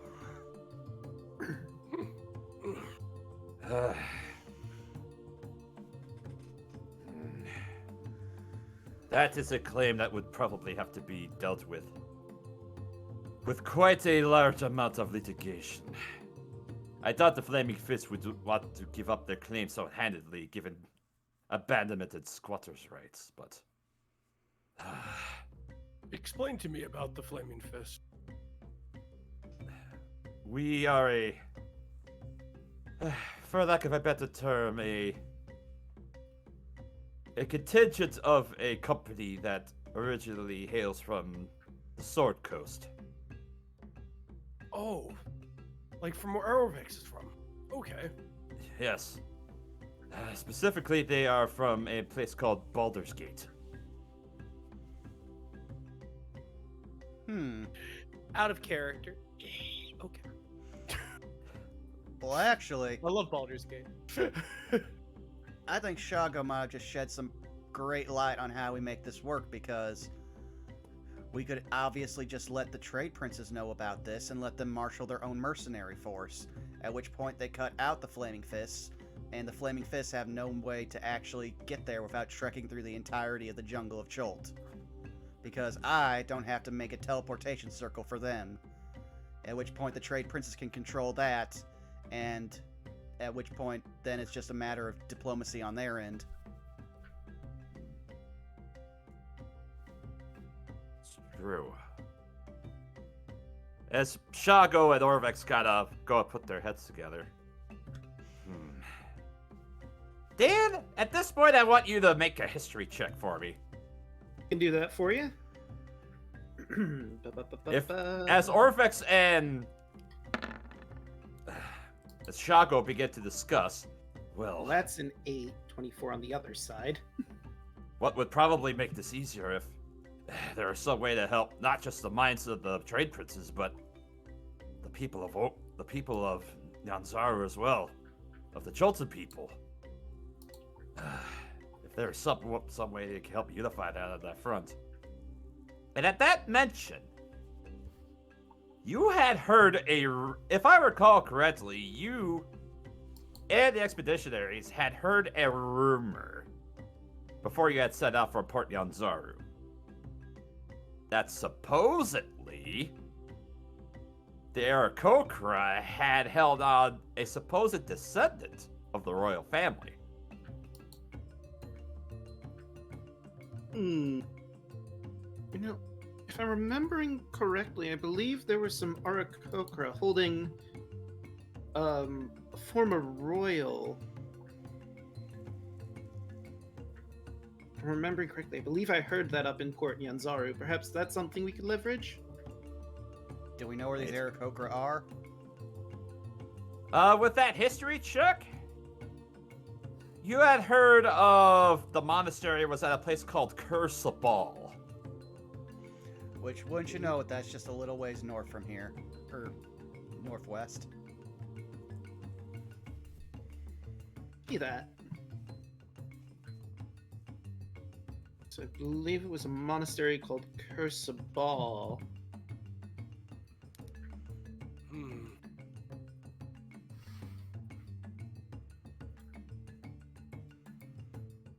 Elise looks to Kalasha.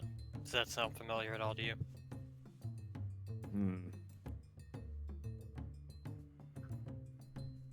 Yes. And Shako immediately chimes in at the same time. Yes, it's just off of the river Olong. Just to the south of Atasmuhaha.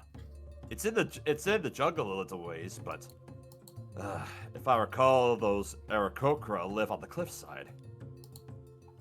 Would we be able to trust them, though? I don't know. As Shako kind of thinks about it a little bit.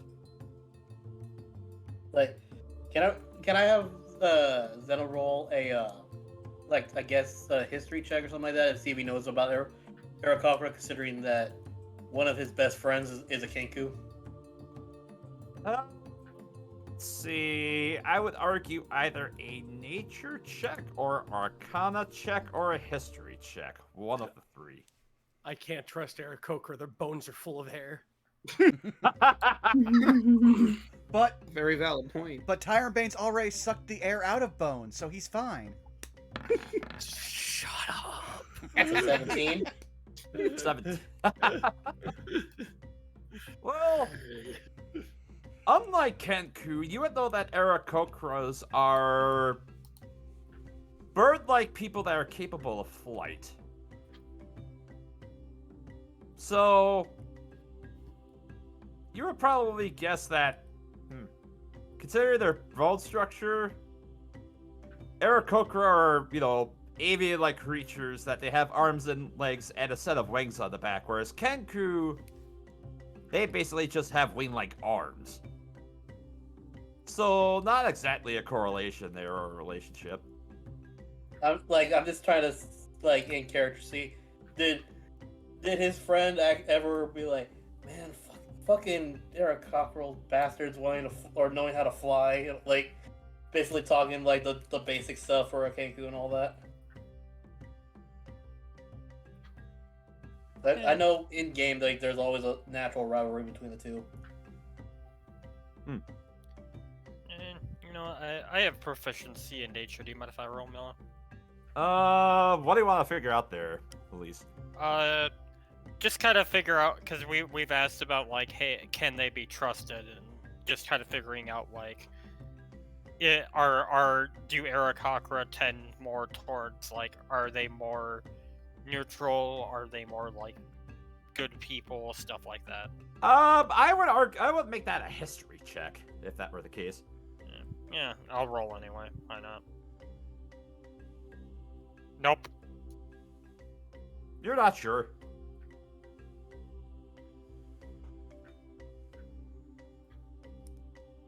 You would think that maybe a lot of beings, maybe they could be trusted. I mean, At least it's Compared to, never like, seen an humans. Aarakocra before in her life.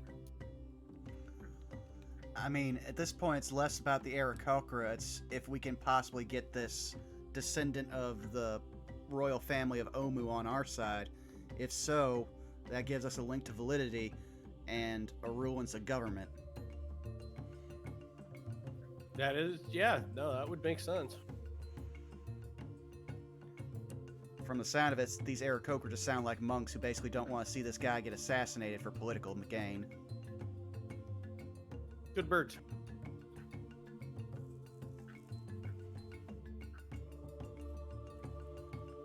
All right. So, as the elders just kind of look over and just kind of discuss, if it would please you, I know you have already done so much to avenge the fall of Omu for Sirak, but if you could at least look into this endeavor to find this supposed royalty and look into the debt and be ambassadors on our behalf for the people of Port Nyanzaru. I would be okay with that on one condition, and I think everyone will agree with me here. It's when you retake Omu and start rebuilding it, there must be a temple dedicated to Shanti there.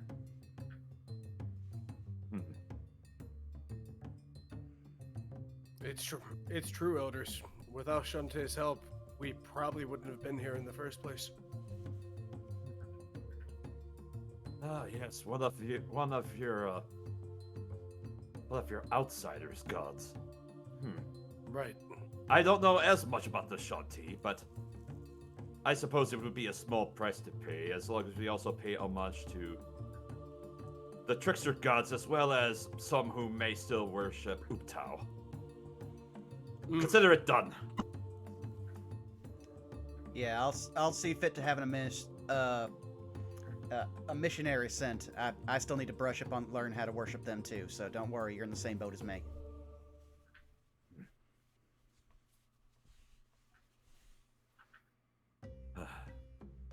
As Viosia just kind of chimes in at this point.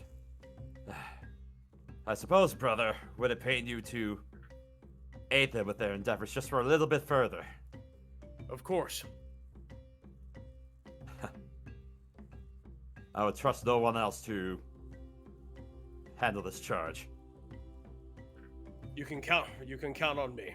And I'll bang my fist up against my chest. And she salutes back at you.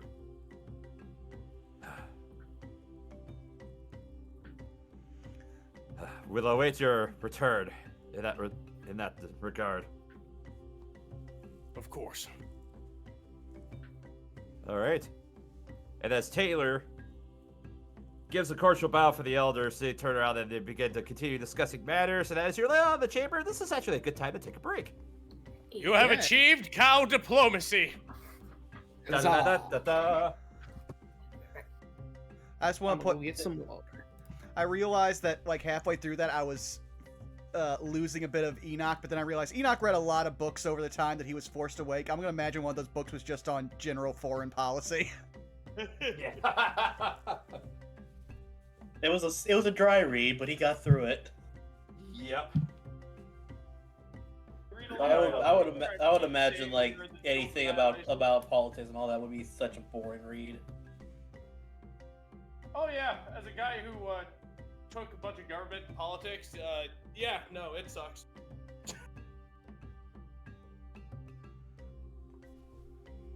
But hey, chat, I hope you're enjoying the first of our epilogue episodes, which may go on a little longer than we thought, considering we now are playing Game of fucking Thrones. But with cows, snakes, and the deadliest creature of all, the human. Let's be honest, this is just like we got done with the main story. This is just all the side DLC.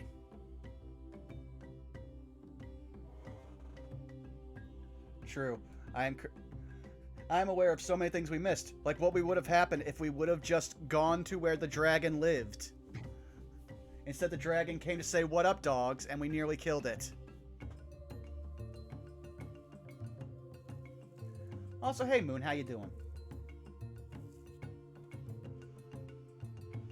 Though while we have a second, I will probably take a very quick bathroom break, so please enjoy the music while I will return momentarily.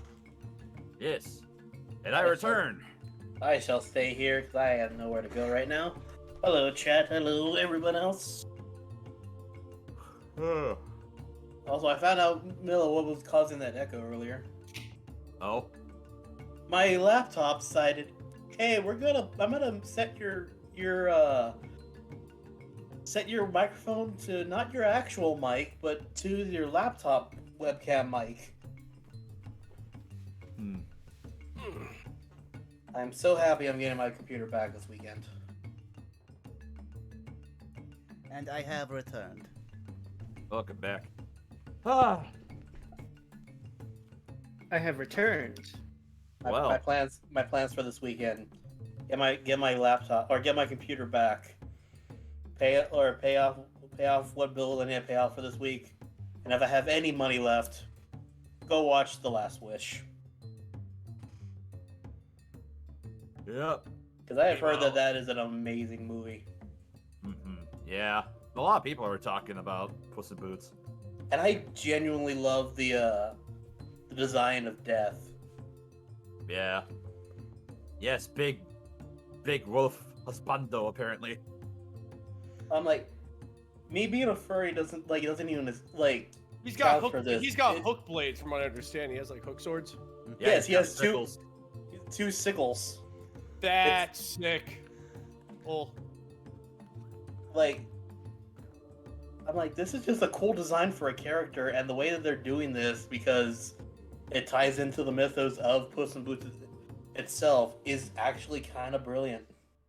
Yeah, meanwhile, yeah. I I'm just sitting like here- that team working on those Puss in Boots movies and whatnot is just like they must have watched One Piece or something. They're like, One Piece designs. Let's do One Piece designs. Mhm. Meanwhile, just looking at peak villain design of Jack Horner. I mean, You're right. One Piece design. to be fair, after the first movie made money, they were just like, DreamWorks, do whatever you want, just here's your rating. And they're like, cool. I just got like a lot of. I haven't seen too many pictures of Jack Horner, but the ones I've seen, I didn't know his name was Jack Horner. I thought it was It was a guy who looked like Dr. Livesley, honestly. I was just like, sadly, we can't have him voiced by, I'm trying to remember. Who was the guy from the first Godfather movie? Marlon Brando? Yes, Marlon Brando. Marlon Brando. That's all Who I can plays think him- of when I see Who a plays picture. him in the movie? No idea. Let's find out.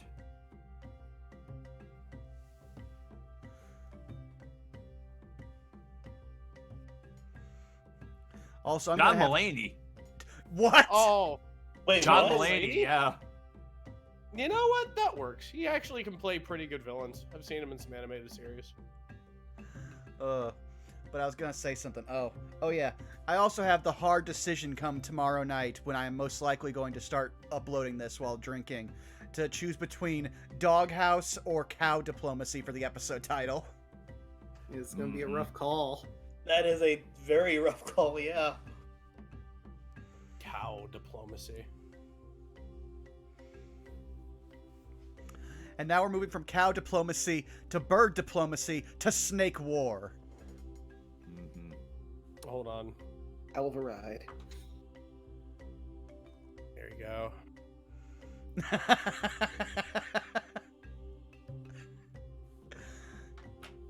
Now give me a second here. Let me see if I can't. Just a sec.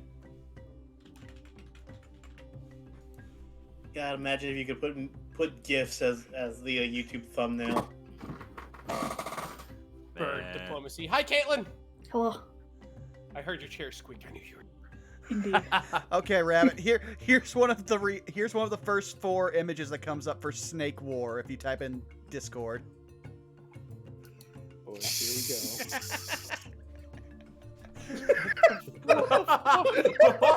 What the fuck is this? What the hell is that?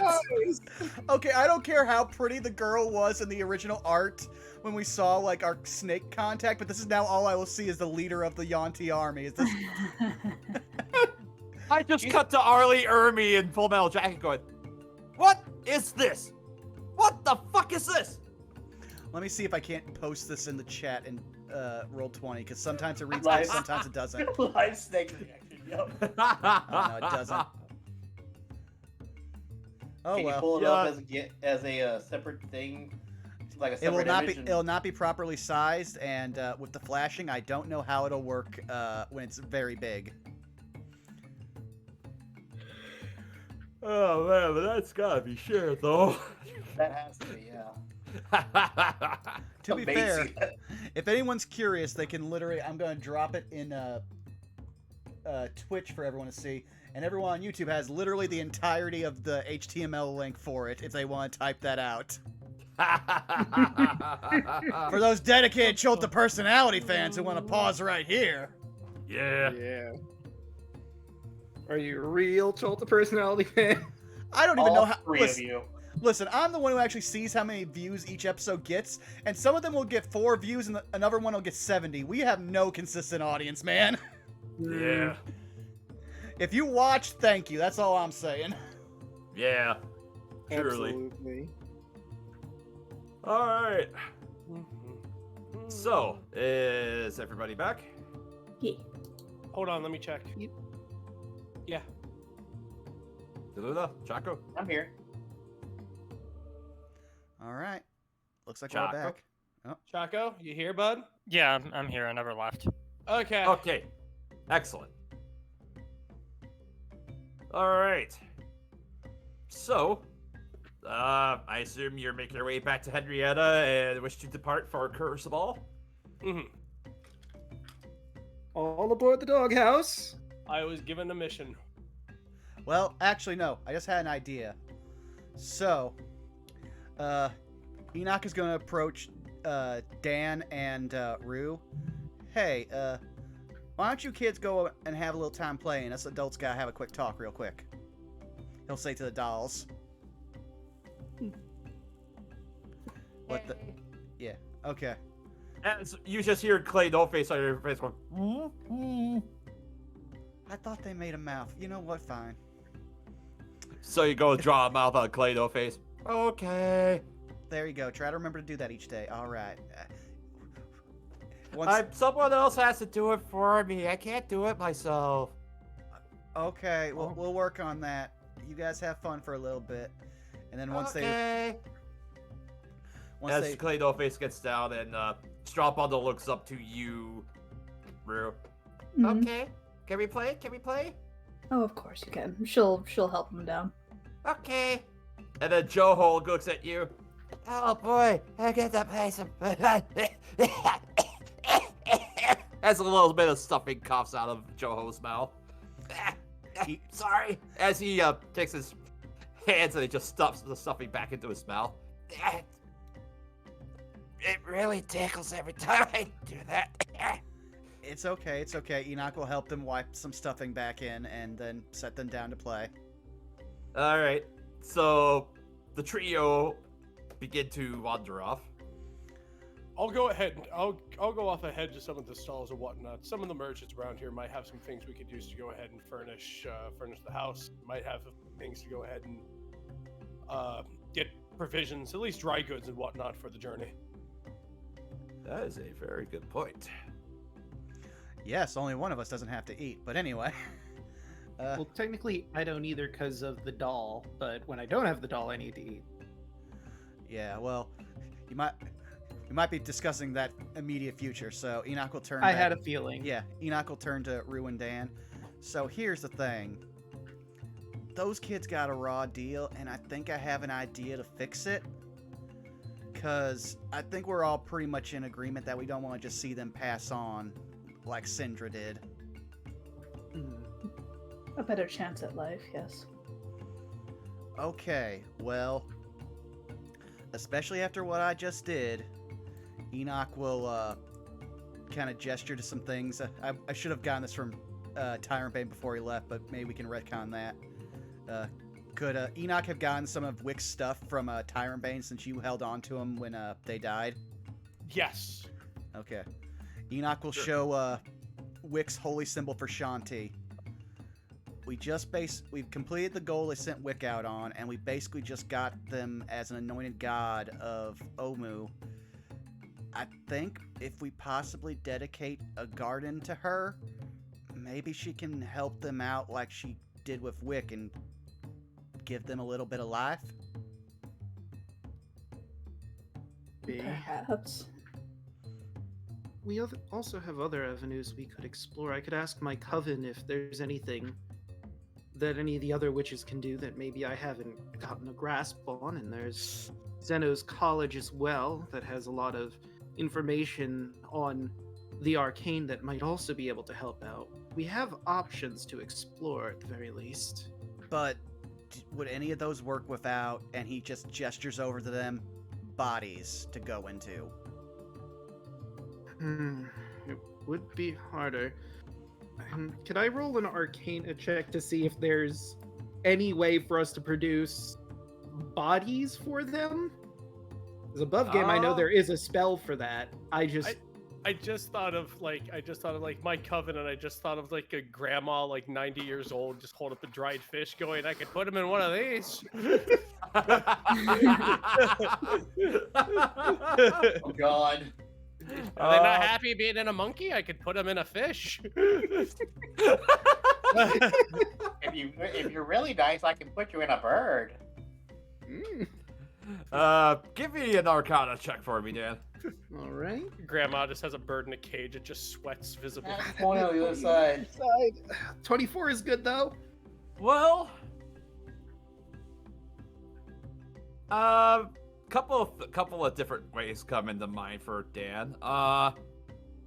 If you were able to find their bodies, there is if the bodies were preserved, you could possibly have raised dead. But if you have just a soul, two options come to mind: either resurrection, or true resurrection, or wish. Either of those would be the best option without a body for the soul. What about reincarnate? Reincarnate That's would work also as an too. option. Good point. And then I was thinking of maybe, I forget the name of the spell, but I think there's a spell that you can generate a body to put a soul in, but I honestly don't remember what it's called. That's clone, and that's high-level necromancy. I thought it was simulacrum or something like that, or that's a different spell, maybe. Simulacrum only works for your soul. Right, okay. So, I know there's two possibilities. There's true resurrection, and then there's the wish spell that the sky is the limit, honestly, with what you can do with that. We could just wish them back into their original bodies.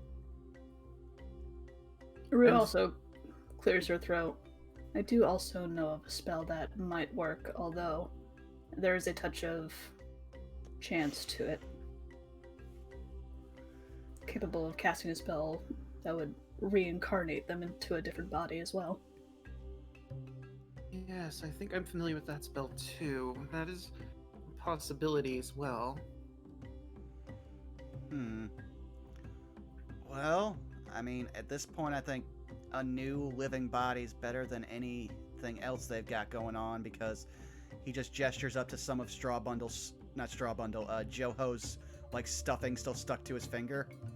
This ain't right for them. Absolutely not. I mean, That said, go ahead. these are all valid options, of course, and she'll just kind of gesture to where they're playing. I think they deserve the choice in it. Absolutely. Yeah. What about me? As you see the flicker of the ghost lantern with the star falling. I mean, that's what the company of the Yellow Banner wanted for me as well. As you hear her sigh. Might be able to help you as well. I'm not opposed to it. Thanks. All right. Well, my first question would be, Rue, would you be able to cast that spell as is, or are you like Dan, you'd have to learn it and stuff? I would have to prepare it. There is also... She'll drum her staff a little bit. There's also a problem where I would need quite pricey rare oils to make it work.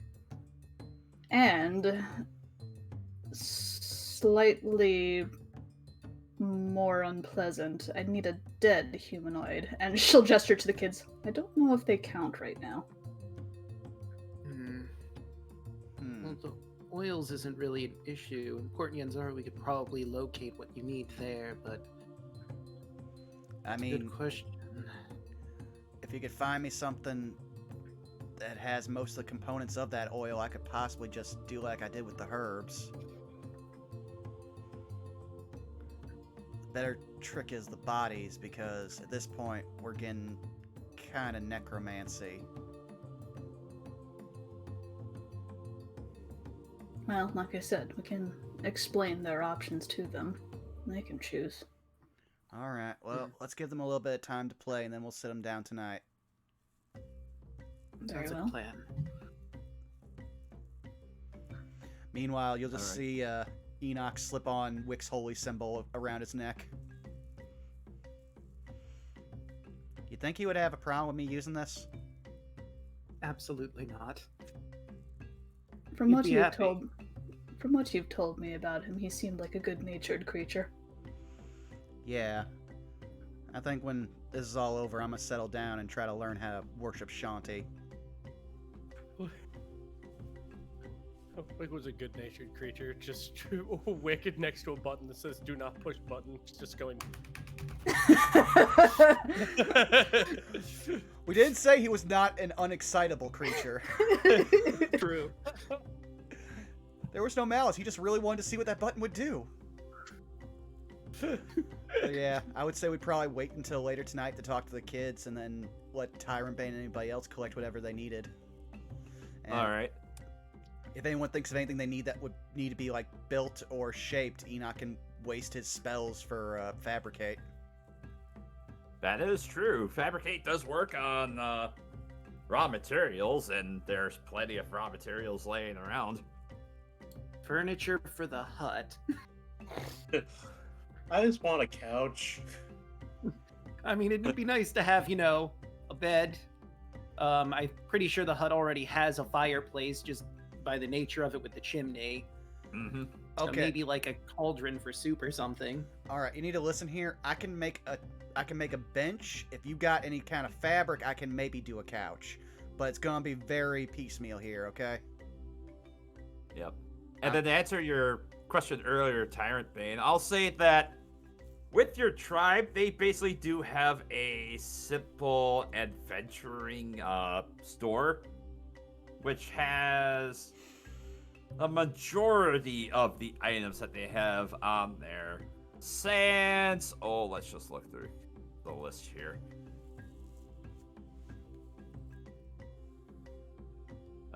For starters, they would not have a spyglass on hand. They would have access to holy water, for sure.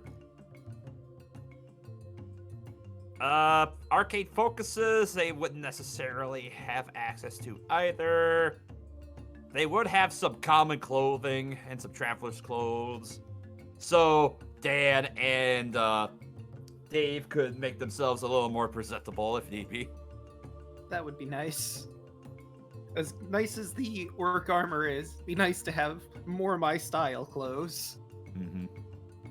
Yeah, I would also argue they would not have access to spell books or signet rings. I want to say, like, in characters out here's that. Give you a fucking shirt and pants, you Yep. didn't enjoy it. Yep. They would also not have access to potions of healing either. But aside from those exceptions, they would basically have almost everything else. Alrighty. Oh, and also Alchemist Fire would also not be available there as well.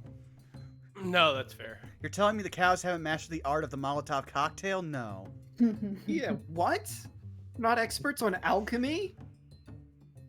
not a cow amongst them is a alchemy cow? No, that was another one of my characters' bag. That was how DeSoto got around the whole I don't know magic thing. Ah. I don't know. Oh, I'm a wizard. He goes, yeah, I'm a wizard too, as he says as he lights a bottle and wings it.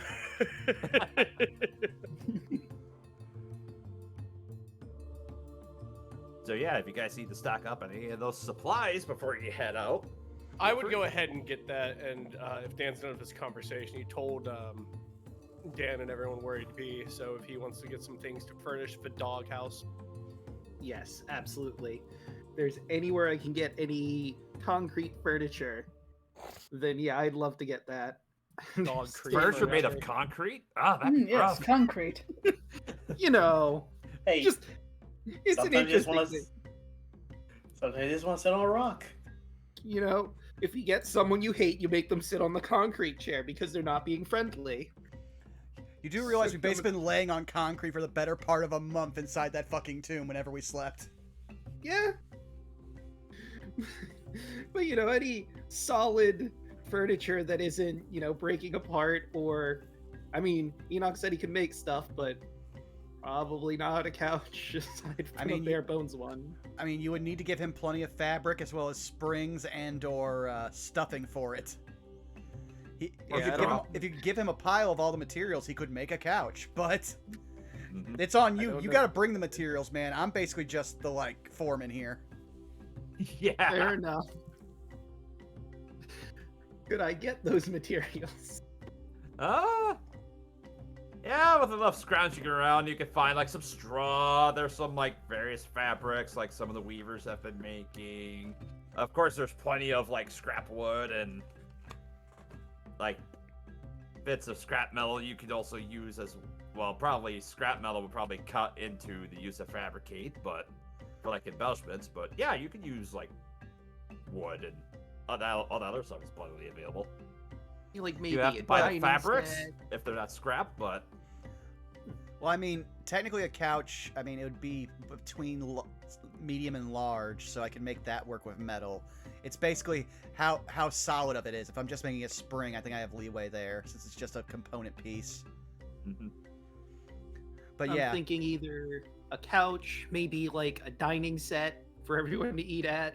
You know, a nice table, some chairs. Enoch spends 8 hours casting fabricate 3 times in 30 minutes, just so that way he can, to furnish this house. yeah. I'm saving so much money, thank you. I mean, You would probably have to pay, let's just figure, if just for like the cloth, for like the cushions and whatnot, probably 50 gold if you wanted to trade, or if you wanted to barter with other things. Yeah, I'll pay the 50 gold, I got that. So we can Alright. get a nice couch to sit on for everybody. Tyrant Bane's the action. didn't- I just realized Sorry, Tyrant Bane's the outlier in his village. Everyone else is fine with taking gold. Tyrant Bane, what do I need money for? Flaps in his toga. He's Look, from a simpler order. he They're didn't not really need materialistic. money for anything because he normally gets provisions and whatnot from his tribe and whatnot. He doesn't really need money that much. Yeah. He doesn't really. The other cows know how to barter. He is shit at bartering. How much is this worth? I don't know, 100 gold? Yeah, that sounds right. Here you go. Yeah, exactly. He doesn't know the thing. Like, everybody's played 14 where you stop Stinian from spending all their gold. He's the Estinian of the group. Don't let him ever buy anything. No, I'm just Like, now imagining him talking to one of the merchants. You gave him how much of them? The rest of us sitting with 1,000 gold. Meanwhile, Tatara just comes sliding in. Yeah, I made all that bag. that's right, Queen. You get that money. 1,000 of those shiny coins will get you one of these beautiful rugs. Ooh, I do like rugs. Oh. alright. All right. Anybody else need anything for supplies? She would kind of look just to see if they sell rare oils at all? Where's the 1,000 gold be? Not here, unfortunately. They're a lot simpler than, compared to the port city that is days away. I mean, you never know. Oils are usually natural. I figured maybe. You sound like my friend Heather with her spellcaster way back when we played 3.5 going, let's go to the general store. Yeah, do you have this specific thing worth this much? As she flutters her eyebrow. Listen, Rue doesn't buy a lot, so... Exactly! Very Terrapins- specific when she needs it. I just like to imagine we're dealing with like one of the 2 Minotaurs who just deals in the shiny stone people seem to like. Imagining Tyrant Bane and Rue going on a shopping adventure, spending way too much gold on barely anything at all. I would also like to say one thing, Milla, but since I just remembered, Enoch would like have one of the elders like show him a empty place where he could put down, and he would just use some of the quote from my actual inventory, 10 shitty arrows that we got from somewhere. I don't know what, but I put them on my sheet in case we needed them. And he'll put down 4. Yeah, those were the ones from Shigami's shrine? I think so. But he will those were one of the shrines. He'll take out 4 of them, and he will mark how wide the teleportation circle needs to be. And between... Well, basically, since it only takes 30 minutes to make stuff for Dan, and then it takes an hour for him to recharge, during one of those hours, he will draw out a copy of the teleportation circle that he left in Omu, and explain that, okay, you need this, and he'll hand them the gem chalk that he made.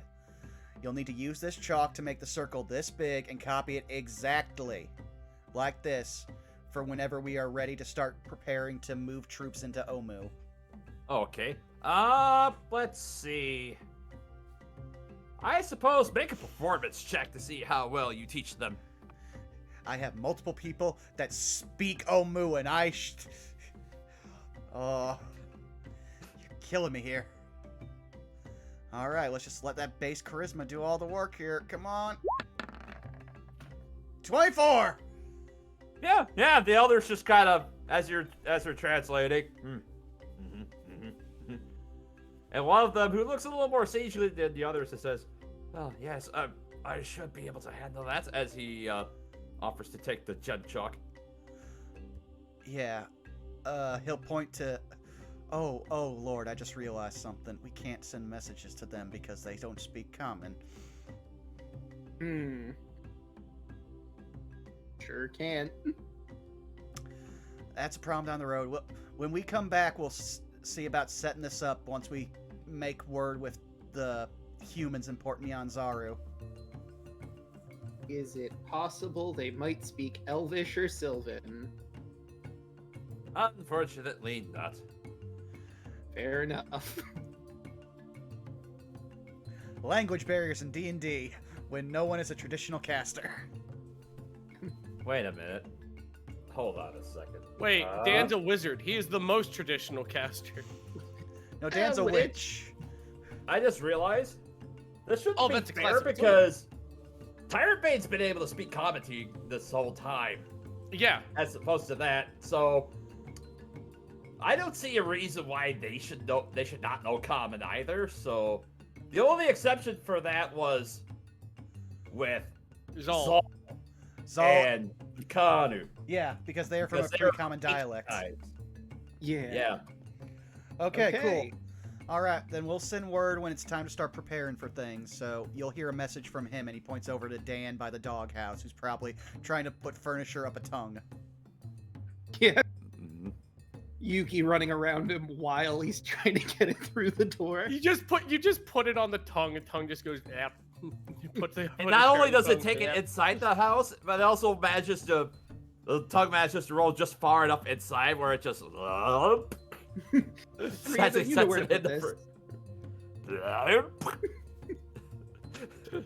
Oh god, the tongue is basically just like Hootie from the Owl House. It just Wait, Dan, has your character just been an Owl House character this entire time? No, I hadn't planned it, but I think I may have accidentally Owl Housed. Well, that's fantastic. Okay. I just sit here as Hunter from the Owl House, I just realized. Trauma and all. You kind of are, actually, yeah. Wow. It took us this long to figure out. This has been Owl House the entire time. Okay then. Well, I don't have anything else. If anyone else has anything, go ahead. I'm good. I've got a small thing, but it's not gonna take too long. Peggy's Alright, peg Dan. leg, I'm hanging it above the mantle where the fire is. It just seems like the best place to put it. Ah, Ah, the yes. trophy I made for you. Exactly. It's a good spot for that. Yeah. So Unless, everyone can see. I was gonna say, if Enoch wanted to use one of his fabricates to actually make a plaque and a mount for the peg leg, just to be like, here it is, with just a little plaque underneath it. Sure, But you I can say just- we've done that. I mean, I'm a warlock with tons of short rests. I can do anything. Yep, you can do anything, and you do not require sleep. The plaque would read, "What happens to those who fuck around? They find out." They indeed find out. But it's in simple Helvetica because Enoch's not creative. All right. Anybody else have anything to do before the evening comes? Nope. All I right. will go ahead and be talking with other members of my tribe and whatnot about what happened, and just if there's any other people who just wish to learn about the story of like the Tombs of Annihilation. To the elder and whatnot, I'll tell them everything that I've seen in the Tomb of Annihilation, and just every other thing.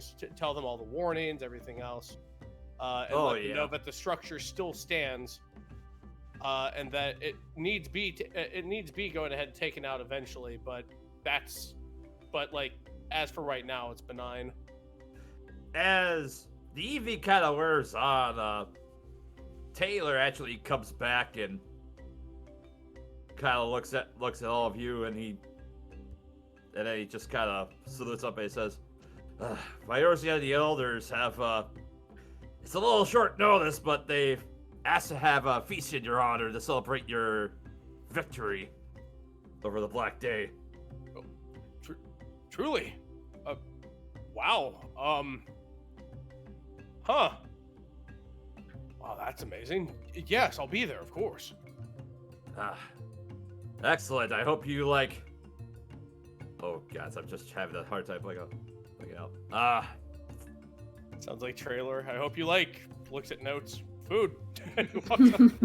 What did they say they're having? He had to blank a little bit. They have caught quite a few wild boar. We'll be feasting heartily tonight. Oh, fantastic. I'll look back toward Rue. You haven't lived till you had children more.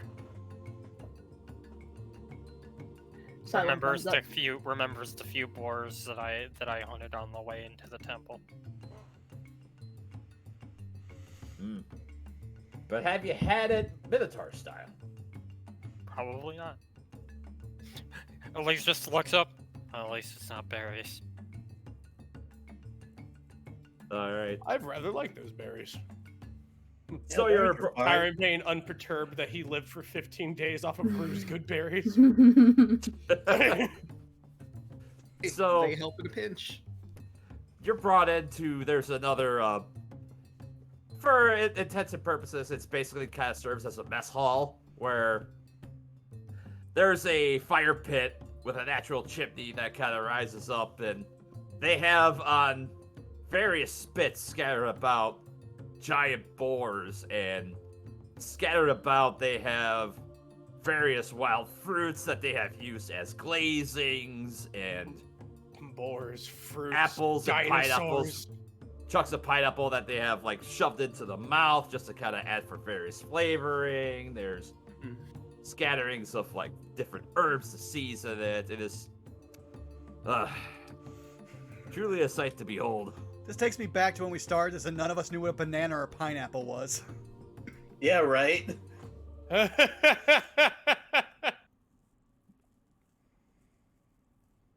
And also scattered about that there is actually they do have a few kegs of some various wines that they have made too. There are a few different berry wines, and They also have a pineapple wine that they have made as well.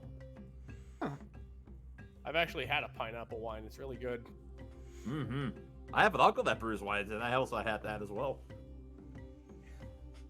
You've had that. I have had watermelon vodka. Well, Enoch will definitely not turn down free alcohol. It's been a weird couple days.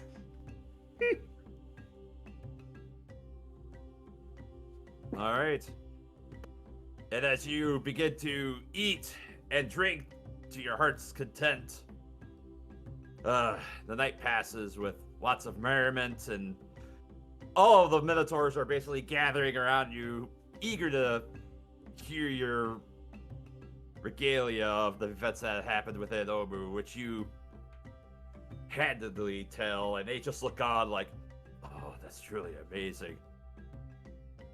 And at one point, Viorcia kind of steps over, and she raises one of her tankers and offers a toast to Tyropated expeditionaries, the Dark Days Bane. And they all raise their goblets and their tankards as they offer a toast to all of you, and they slam back their drinks. Cheers. Meanwhile, Enoch is just like, as everyone starts drinking, he's just gonna nudge Orvex. Now's your chance. Buddy, we believe in you.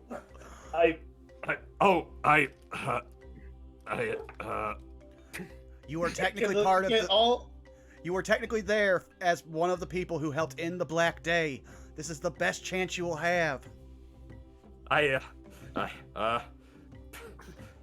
Okay, as he just kind of saunters around, just kind of looks around the hall, just... I will throw one of my arms around around Orvex.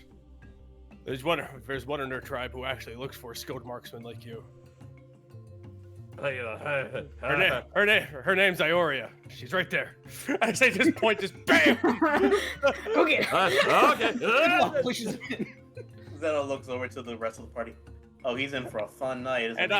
I'll just bell out to no one, going, yes, Orvex is one of the finest marksmen we've ever seen.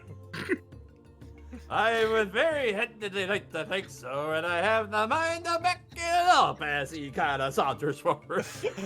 I don't know. I distinctly remember missing a lot of shots. He did work before we took him over. He did. This That man, was more on Roll20 than on us. this man stole more than a few kills of Yuan Ti, so that will definitely go far here. I've also seen many UDDER scourge that has slain me, let me tell you what. As he saunters over. Caitlin, just let our friend get laid. It's fine. Listen, I didn't say it in game. I didn't cock block him, so he's fine. Exactly. Get you some udder. Go. Okay, there's the episode title. Yep. What's up with Under? We have fun here, ladies and gentlemen. Yes. Just rolling for a couple things here. All right. Big ass king. You say that, and Marksman at least holds up her bow, thinks about it, brings it back down. At one point, you see Lucanu and Zal wander off, and they have their own gathering of some of your kinsmen as they're kind of describing, what every day was like. And Zal kind of goes in and is like, "Oh, I was a mighty gladiator in my day. Oh, you fought in the pits. What was it like? What were your brothers like? What was it like with Unk's lights?" And you just hear them. You hear Zal go on and on about, "Oh, it was truly a glorious day. All of the different things that we fought. At one point, we fought a shambling mound that had encroached on our land. Oh." I like to think instead of oh, it's Yeah, just a lot of bemused mooing.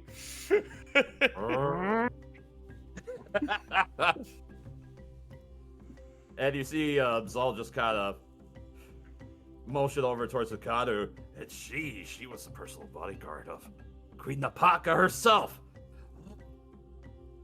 And you just see a bunch of them just kind of like big old doll eye just upon hearing that, and she's like, oh, yes. Napaka was, Her Highness was truly something great. She was kind and just and the best ruler that I could have ever asked for. I just wish I would have had a chance to lay my life for her, but she ultimately decided to. I'm not sure what happened though, but apparently she decided to give herself up for the people, for their safety. As much as that bastard regaled on that.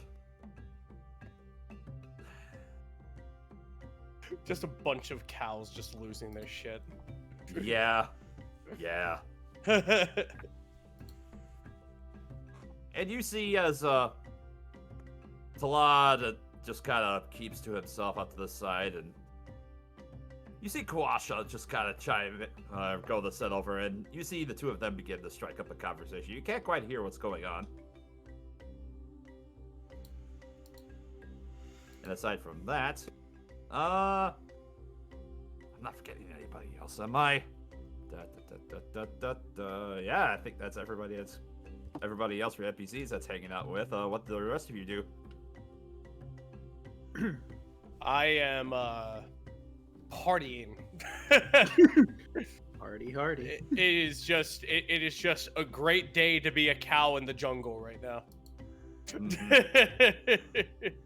I assume if you're going to be partaking particularly hard, give me a con save there, Tired Bane. Oh, yes. How Con good is the save. man at holding his liquor? 22. Very good. Oh, apparently. yeah. You're handling the pineapple wine with such abandon. It doesn't even faze you. I mean, he's He's double basically. fisted the. He With has that- two things full wine in his hand. Yeah, you're like double fisting wineskins at this point. That's how it is. I mean, to be fair, he's over 7 feet tall. He's literally just Andre the Giant. We're yeah. Yeah, we're just a bunch of cow Klingons. We can handle this shit, no problem. I'm gonna Oh, say yeah. with that plus 13, I should hope you can handle it. Glory to you and your house. All right. Dan's gonna talk with Zeno real quick while, drinking, eating, merriment. Hey, Zeno, I was wondering if I could ask you a question about something. Oh, what's up? What's going on? So, if you remember when I told you all about my past, I mentioned my friend Lilith, who I hadn't seen in a while. I was wondering if you think I should, I don't know, send her a sending spell? It's been a very long time, but I mean, we didn't have any moment to properly do that, obviously. It's lots been going on, and I was thinking about her, My friend, my best advice to you is do what you feel is right for once, not what you feel you need to do. Remember, I have a girl waiting for me back over where I'm supposed to be at right now. I honestly don't even know if she thinks I'm alive and still right now, so. Right. It's just like I said, it's been so long, I don't know if... You're right, I shouldn't... What I should do, what I think is right. If she means that much to you, what's the harm? You just send her a sending spell of a picture of you outside the dog going, got a new house. New house, who dis? New house, who dis? Alright, okay, you know what, He pulls out his spell focus really quick, feeling emboldened. I'm gonna give it a shot. And he's going to sending to his friend Lilith. Hey, Lilith. Been a while. How are you? Killed a lich. I killed the guy on the book. I'm doing all right. Adventure stuff. Ended magic disease. Hi.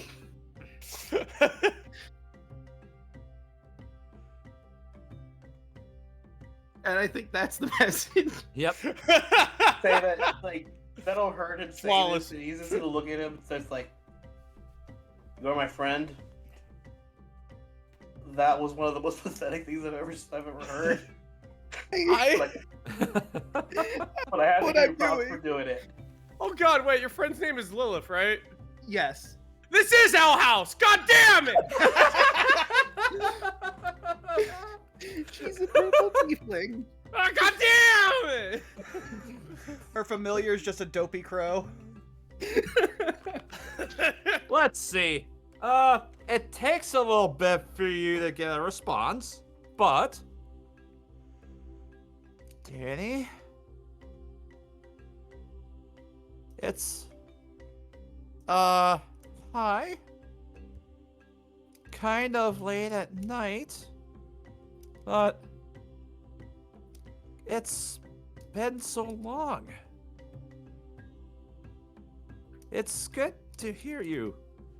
I'm fine. Been busy. Been thinking, and the message cuts out after that. The response, send a response. Well, been thinking. Dan will, without really thinking, send a message. Message cut short. 25 words. Sorry. In Chult.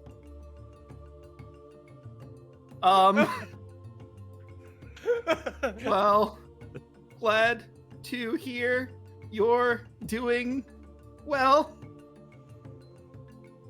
Maybe we should meet? How many words is that? I wasn't counting, to be honest. I would say it's about 24-ish. We'll say that. Yeah. I think it was around 20. I'm glad you did this. I'm glad you did this with Zeno and away from everyone else. Yeah. Dan wasn't gonna do this around anyone else. He knew Zeno has a girlfriend, so maybe he would be the person to ask. Oh, Chult? Where's that? I don't know. But I was thinking it's been a while. But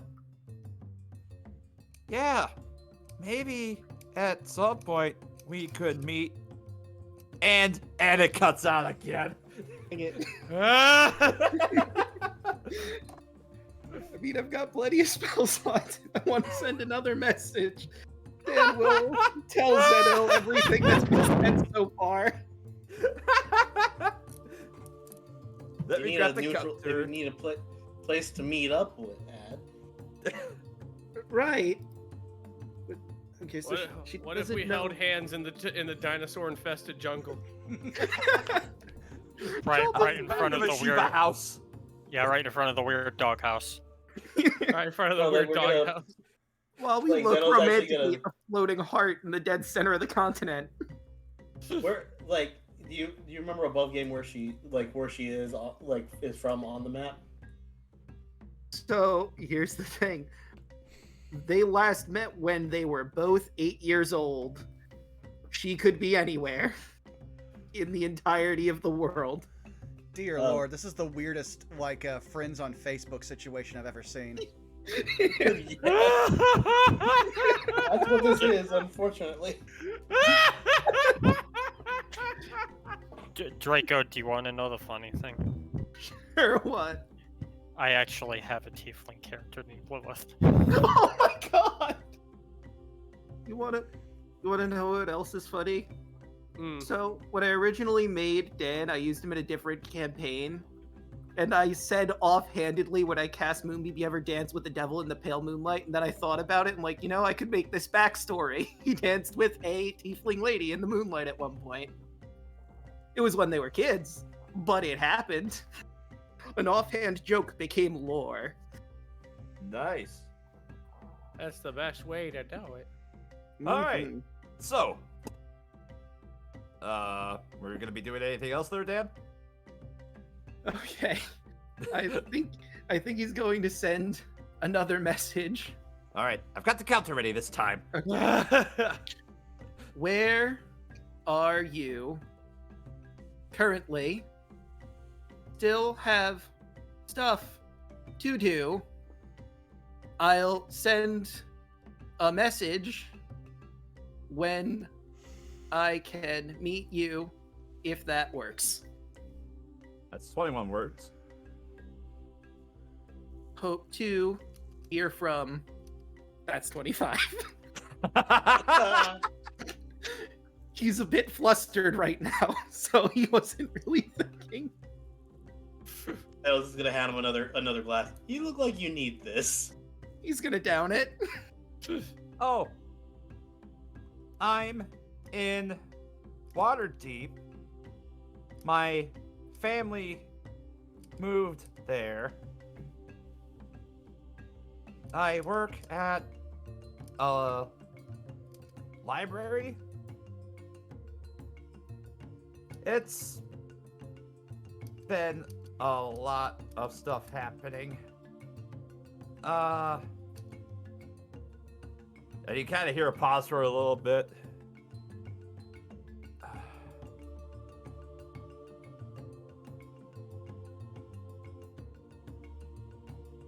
Not much else, really. And that's the end of the message. Like talking to your high school friend you haven't seen in 10 years at a coffee shop, and you're just like, yep, that's me. Pretty much. Pretty much exactly that. Guys, what if we did Waterdeep as the next campaign? I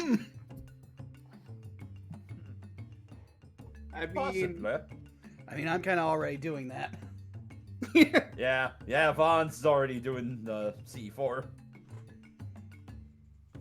Water You can also find right here. But yeah, is there anyone else who wants to do something? Yeah. Rue's just been. Rue doesn't like crowds, so she's just been quietly playing with the kids off to the side somewhere. All the Minotaurlets talking to you. All the calves. All the calves. You're right. Calves that's what too. a I baby meant the cow doll is. kids, but yeah, the calves work fine. I was like, yes, Minotaur. Right, we're cows, calves. That's right. Yeah, yep. That's right. That's totally what I meant. Meanwhile, I just typed up what Enoch's doing in the general.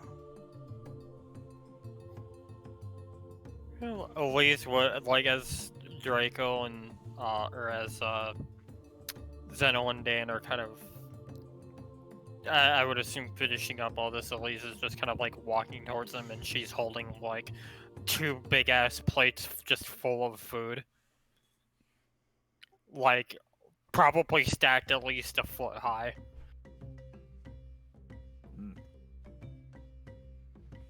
Yeah, you see a couple of Minotaurs just kind of saunter up towards you, Elise.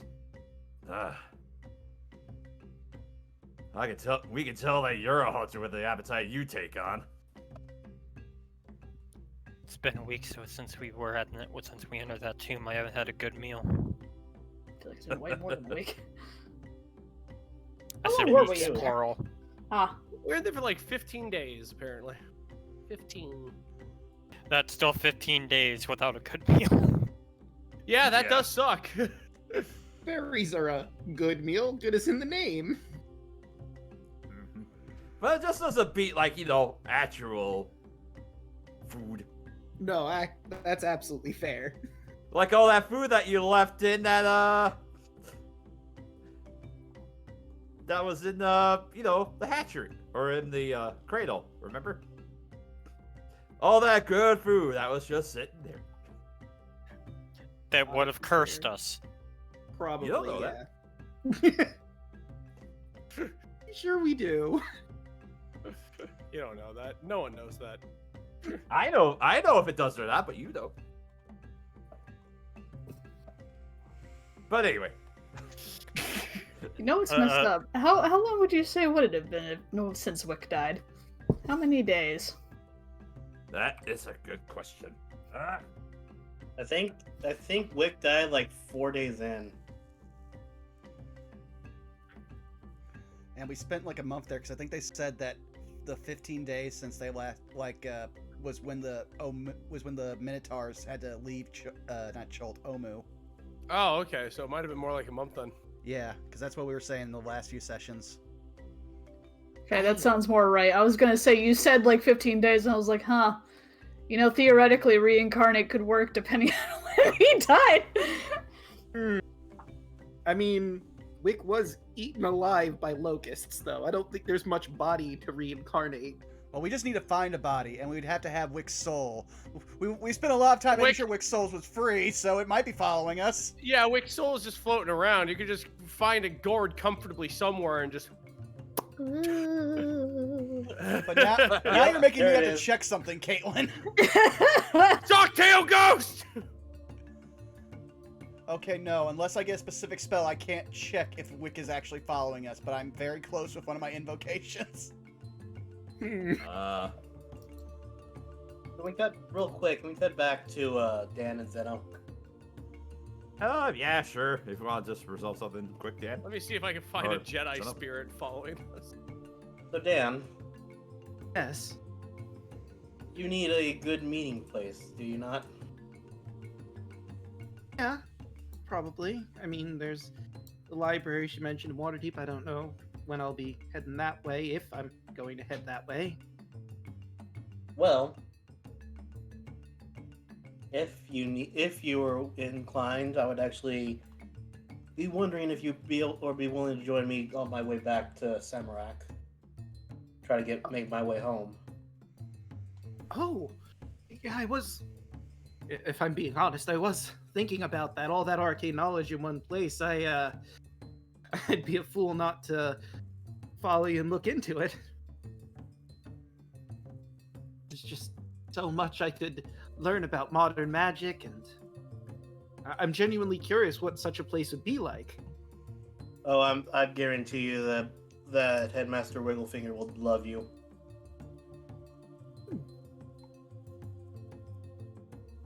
All right, I'll. You think I should? Well, it's late, and we just had a bit of a back and forth. Should I maybe wait till morning to send the next message? Do you think? Probably for the best.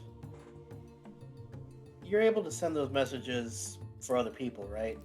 Or I wanted to see if I can at least mail or send a message home. Yeah, I would need to know of the person. Let me. Short message 25. Creatures which you are familiar. Yeah, I would need to know the person specifically to shoot them a message. Damn it. I'll figure it out.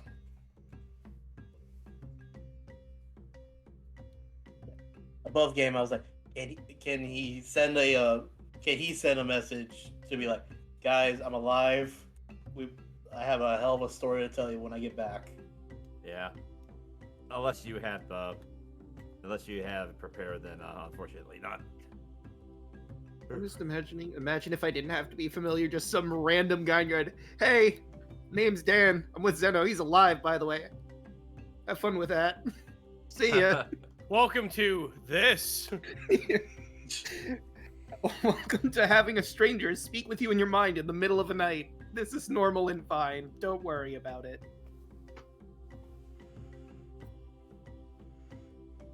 All right. Meanwhile, I would say Enoch is most likely just posted up outside of this mess hall with several skins of wine and is just working his way through them, just staring off into the middle distance. It'd be a great time if he smoked, but unfortunately he's too young, and also no one has tobacco. Yes, he's too young. He still drinks, though. Welcome to a fantasy world. This man is a workman, okay? Also, he has been attacked by raptors and many other things. At this point, he earned his drinking rights. Yeah. It's Yeah. true. It's true. We go to a tavern back in Port Nyanzaru. You go to get a drink. He's like, "Are you old enough? You have no idea what I've been through." I feel I'm old enough, and that's all that matters. Well, no, at that point, Enoch just points to his metal side of his face with his metal hand, turns his hand into a rapier. Sir, I think I've earned it. They cautiously step away. But yeah, Enoch is just basically sitting there occasionally, like, bringing up his free hand to, like, just mess with Wick's holy symbol. He's just now just openly wearing around his neck. Yo. Sometimes I can hear him even now. Ooh. But yeah, Eventually, you'll kind of see stumbling around. You feel a hand on your shoulder, and as you go to turn around and look, it's Kawasha. oh, how Mind you if I doing? join you for a little bit? Go right ahead. Enoch passes him one of the skins of wine. Oh. Let's see how he does. He kind of, you can kind of give a glance. He's clearly inebriated. It's like, I will not say no to more, as he goes to grab it. I mean, hey, I don't even need to drink this anymore, but I can I can still taste it and feel the effects. So After the What's that? stories we've all had, we've definitely earned it. I'll tell you. Mm-hmm. Kawasha just kind of sits across from you. Well, must be hard, isn't it? I mean, I'm getting to terms with it. This little journey I started out on was at a low point, so anywhere's up from there. Yeah. Well, as someone who's also lost a close friend, I know I really haven't had much time to offer my own condolences, as you were all so gracious to afford to me. I can tell that Wick was a good friend. One who seemed like they were in tune with nature. Yeah, Truth be told, I wish that perhaps they would have been a good fit for the Emerald Enclave if I had a chance to say. well, who knows? My plan is to take this money that we got, buy a house with a nice plot of land, make me a pumpkin patch, and learn how to worship Shanti. And also to get as far away from Zeno as humanly possible. Zeno sneezes. A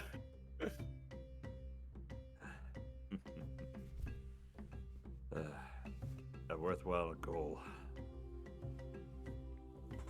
You know, if I get back into contact with members of my order, perhaps I should let them know about that effort to restore Omu. Normally, the Emerald Enclave would have something to say about civilization encroaching too far into the wilds, but if it means setting up some place to deal with the undead scourge, I suppose it would be a good thing in the long run. Well, that and this is just off the top of my head. I think they'd want to keep an eye on the Tomb of the Nine Gods. We left more than a few things in there that should probably never get out. That is true. They would want to send something to keep tabs on it, and perhaps maybe finally clear that place out once and for all. With that damn chain in there, though, if something were to happen, if they were to still channel the power in there. Well, that's for smarter wizard folk than you or I, my friend. We can just And probably sober minds to boot. As he kind of raises up his wineskin. I mean, I will just say this. After the several months I've had, I find sobriety is vastly overrated.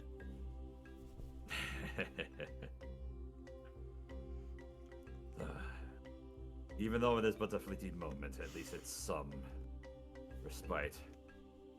But in my experience in the wilds, sometimes I hope that I don't find that it's too much of a crutch. But for what little comfort it does offer, I do welcome it.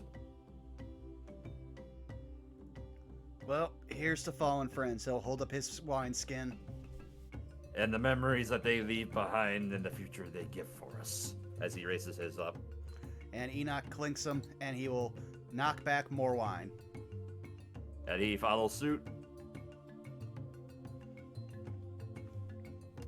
At which point he is just going to yell out the window, Dan, I call the couch tonight.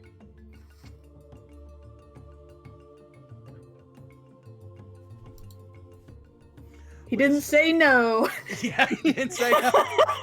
Well, it's also, I may have just realized a second after I said that, oh yeah, he doesn't sleep, but also he's getting fairly drunk, so yeah, he's just going to lay on that couch and not move for a while. Eventually you see Dave kind of wander through. It's like, oh, Ivan? Oh, you said Dan, not Dave. Sorry, it's some other Minotaurus convinced me to drink, and I just, And he just kind of stumbles to the floor. I want to say that Zeno and Dan are like see Dave pass out. Wow, he's even more of a lightweight than you are. Yeah, huh. Well, we should probably gather my twin and put him somewhere where he can sleep safely. Yeah, that should mean to ask that. How does it feel to know you have a brother now? You know, it's actually kind of nice. I was always alone with Granny Joe, but it's nice to have family. I mean, I guess he is just technically speaking a clone of myself, but I see him more as a brother, like I said, a twin. No, that's actually I'm actually jealous, honestly. I was an only child myself. I'm thinking Like- after... Oops, sorry, go ahead. I think if anything, like as much as useful as the academy might be for you, he might be even more for him. He might be able to learn something there. You know, you bring up a good point. I mean, obviously the choice is his if he wants to stick around with us, but I was thinking maybe he could fine-tune his magic at the college if we went there.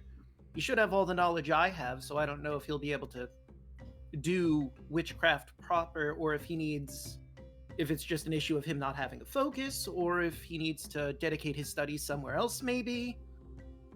But it also got me thinking something else. After all this is said and done, we've gone to the college, we've turned in everything we have to here. I was thinking about maybe settling down in Omu once that's all sorted out, starting a potion shop, helping the people there, maybe wandering around Chult with the, he looks at his hut, the new mobile home I have. I'll never have to pay rent. That's a good thing. Exactly. And if he has all the knowledge I do, he should be able to help me make potions, so win-win.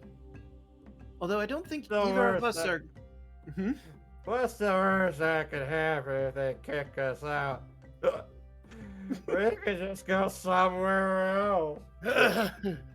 As you see Dan kind of get picked up by a couple of Minotaurs. Alright. Well, let's get you over here. As they kind of make your way over. Your sibling seems like they've had too much to drink. Where do you want them? Yeah, we can put him in the house. I think Enoch's going to have the couch, so I'll get a bedroll out for him and we can lay him in it. Okay. I just, what is that? As they're kind of looking over at Henrietta and just the tongue has just been splayed out. Oh, Is it that's safe? Henrietta. Okay. And they just kind of steady themselves a little bit as they carry Dave into the house. Dan will lay out a bedroll for him so they can tuck him in and make sure he's all right. All right, they'll help insert him into the bedroll, and then they'll just kind of give a nice gentle tap on your shoulder as they just kind of go past. Dan will smile down at his sibling. Rest easy, we have a full day tomorrow. Oh, you're gonna have a hell of a hangover, I'm sure. And he'll walk out and join the party again. All right. And as the evening wears on, as merriment is had and the patrons of the feast begin to make their way in and retire for the evening, this actually seems like a good place to leave off the session for tonight. Hey. Right. Woo! All right, everybody. Well, as that was a very good session, I'm gonna say. Whew. Just have a nice Yeah. little wind down celebratory session like that. That was really Always good. fun to have a party. Mm-hmm. Especially More after ways than Concrete, at least the main thing bad. Well, yeah, kind of going forward, I guess we'll have to kind of talk after this stream goes on, but just kind of discuss how we're gonna do this going forward and how we continue, if we're gonna keep continuing down the path or if we're just gonna wrap this up. That's entirely up to you guys. Mm-hmm. I think we need to actually discuss that like post logging on tonight. Yeah. Alrighty, well then, I guess it's time for us to start doing our wrap-ups then. Caitlin, where can they find you? Yeah, well, I'm Caitlin C37. You can find me on Twitch and Twitter at Caitlin C37, where I do art. Commissions are open. So if anybody wants to send paintings, you can just find all my stuff there. Yeah. Yes, you too can also own a doghouse painting. Good. One whole doghouse. Alright, moving right along, Milla, where can they find you? Well, you can find me on Twitter at MillenNinjaNerd. You can also find me occasionally streaming on Twitch at MillenNinja, where tomorrow I think I will be diving back into my Violet Generational Nuzlocke after I recoup the loss of my Quaxwell, and I'll have to keep pressing on forward. What other danger shall I encounter on my Generational Nuzlocke? What is a Generational Nuzlocke? Tune in tomorrow morning and find out. Alright, DeLuna, where can they find you? You can find me on Twitter at DLuna1338 and everywhere else at DLuna13. Next week, me and Draco are going to.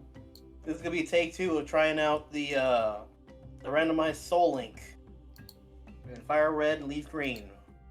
It should be about 8:30 Central Time or 8:30. We'll definitely follow my Twitter and I'll definitely post it. Mm. And then Sunday you can catch me and Chaco on Twitch the Person's channel on Power Ranger Cyber Strike. We got giant monsters or giant robots to find. Alrighty, Chaco, where can they find you? Look, if I'm here on Tuesdays playing Elise, you can find me over on Twitter at ChocoZombie11. And just like Dylan said, you can find me over on twitch.tv/TwitchPerson as the Red Ranger for Power Ranger Cyber Strike. Alrighty. Draco, where can they find you? Find me on YouTube as Draco Magnus. You can find me on Twitter at DMagnus. And you can find me here on Twitch as Draco_Magnus. I stream, if we get everything together, like Dunu said, on Monday at 9:30 Eastern Standard Time, doing that Soul Link Nuzlocke. On Wednesday, Thursday, and Friday, I stream at 10 p.m. Eastern Standard Time. This Wednesday coming up, literally tomorrow, we're going to be starting Ocarina of Time on the 3DS. Looking forward to that. On Thursday, you can check out my D&D campaign, which is Odyssey, A Rhapsody of Fire. My party's been through a bit. So they managed to beat the Order of Sidon soldiers that were held up in the Temple of the Oracle. And they went to get the key to go downstairs, which had a bunch of flying swords attack my bard and almost kill her. And then after that, we ended the session on them trying to open the door downstairs, which was a mimic. So see if they survive that encounter. And then on Friday, me and DeLuna will be doing more Chain of Memories. We've gotten through the first worlds, and we're going to continue down through the chain of Sora's memories and see what he uncovers from it and what he loses in exchange. Alrighty, that sounds like a lot of good times. Rabbit, where can they find you? Hey, what's going on? My name's Rabbit. You can find me on Twitch, Twitter, and YouTube at Hey Mr. Rabbit. I stream throughout the week. I'm a variety streamer. I stream mostly RPGs, and I stream horror games. Those are like my two big wheelhouses. I've been known to do a funny here and again. So if you just want to come on down, that's twitch.tv/Hey Mr. Rabbit. Alrighty, and you have already found me here at twitch.tv/BurnoutVaughn. You can find me on YouTube and Twitter at BurnoutVaughn, where I'll be uploading all of the episodes from this point on, depending on what we do, as epilogue episodes, but they will still all be in the Chult Personality playlist for everyone, easy to find. But that way, if, say, you want to just jump in at the end, go right ahead. You'll have a nice, handy little marker there. But aside from that, we have plenty more D&D this week. We have the return of C4, where nothing has gone wrong. There's no problems. We're only surrounded by armed guards in a warehouse full of bodies that we only marginally contributed to. Only marginally. It was only 4 guys. We're fine. It was self-defense, honestly. I mean, it really was. We showed up, and then a goose Kinku pulled out 2 swords and tried to eviscerate one of our party members. You always Can't gotta just watch let out that for go. the goose. Like, Oh, yeah. No, the goose was, like, the most dangerous person, followed by the pigeon monk. I would imagine a goose king has to be a barbarian. No, swashbuckler bard. oh, is everybody rogue. just completely chill and has no problems with the pigeon monk? Okay, just. Oh me. no, I had plenty of problems with That's the pigeon monk. He was quite dexterous and quite good at his job, as I had to fight him and his Putu friend. Luckily, his Putu friend was high out of his mind on mushrooms. It's a long story. You should check those out. And then Saturday, we have a makeup session for Saved by the Spell. So yeah, that's 3 days of D&D all this week. So please, give us a follow, give us a check out, and if you want to catch up on any of these series from the start, go check out our YouTube. We've got all the episodes there. And now I would like to, before we find somebody to raid, give our quote of the session unquestionably to Rabbit for "Get you some udder!" Some utter. Should that be our raid message as well? Yes, and I think I know Sure. exactly who we'll go to because they won't question it. Da-da-da-da. If we're going to who I think we are, he's gonna be actually really happy about that. We are going over Oh. to Arkolf, who is currently streaming some Sea of Thieves with, I believe, Colonel Cheru. So yeah, Like Onward. yep. Let's let them know that they need to get them some udders, and we will see you all possibly next week. We're still figuring that out. You all have a lovely night. Good night. Good Alright.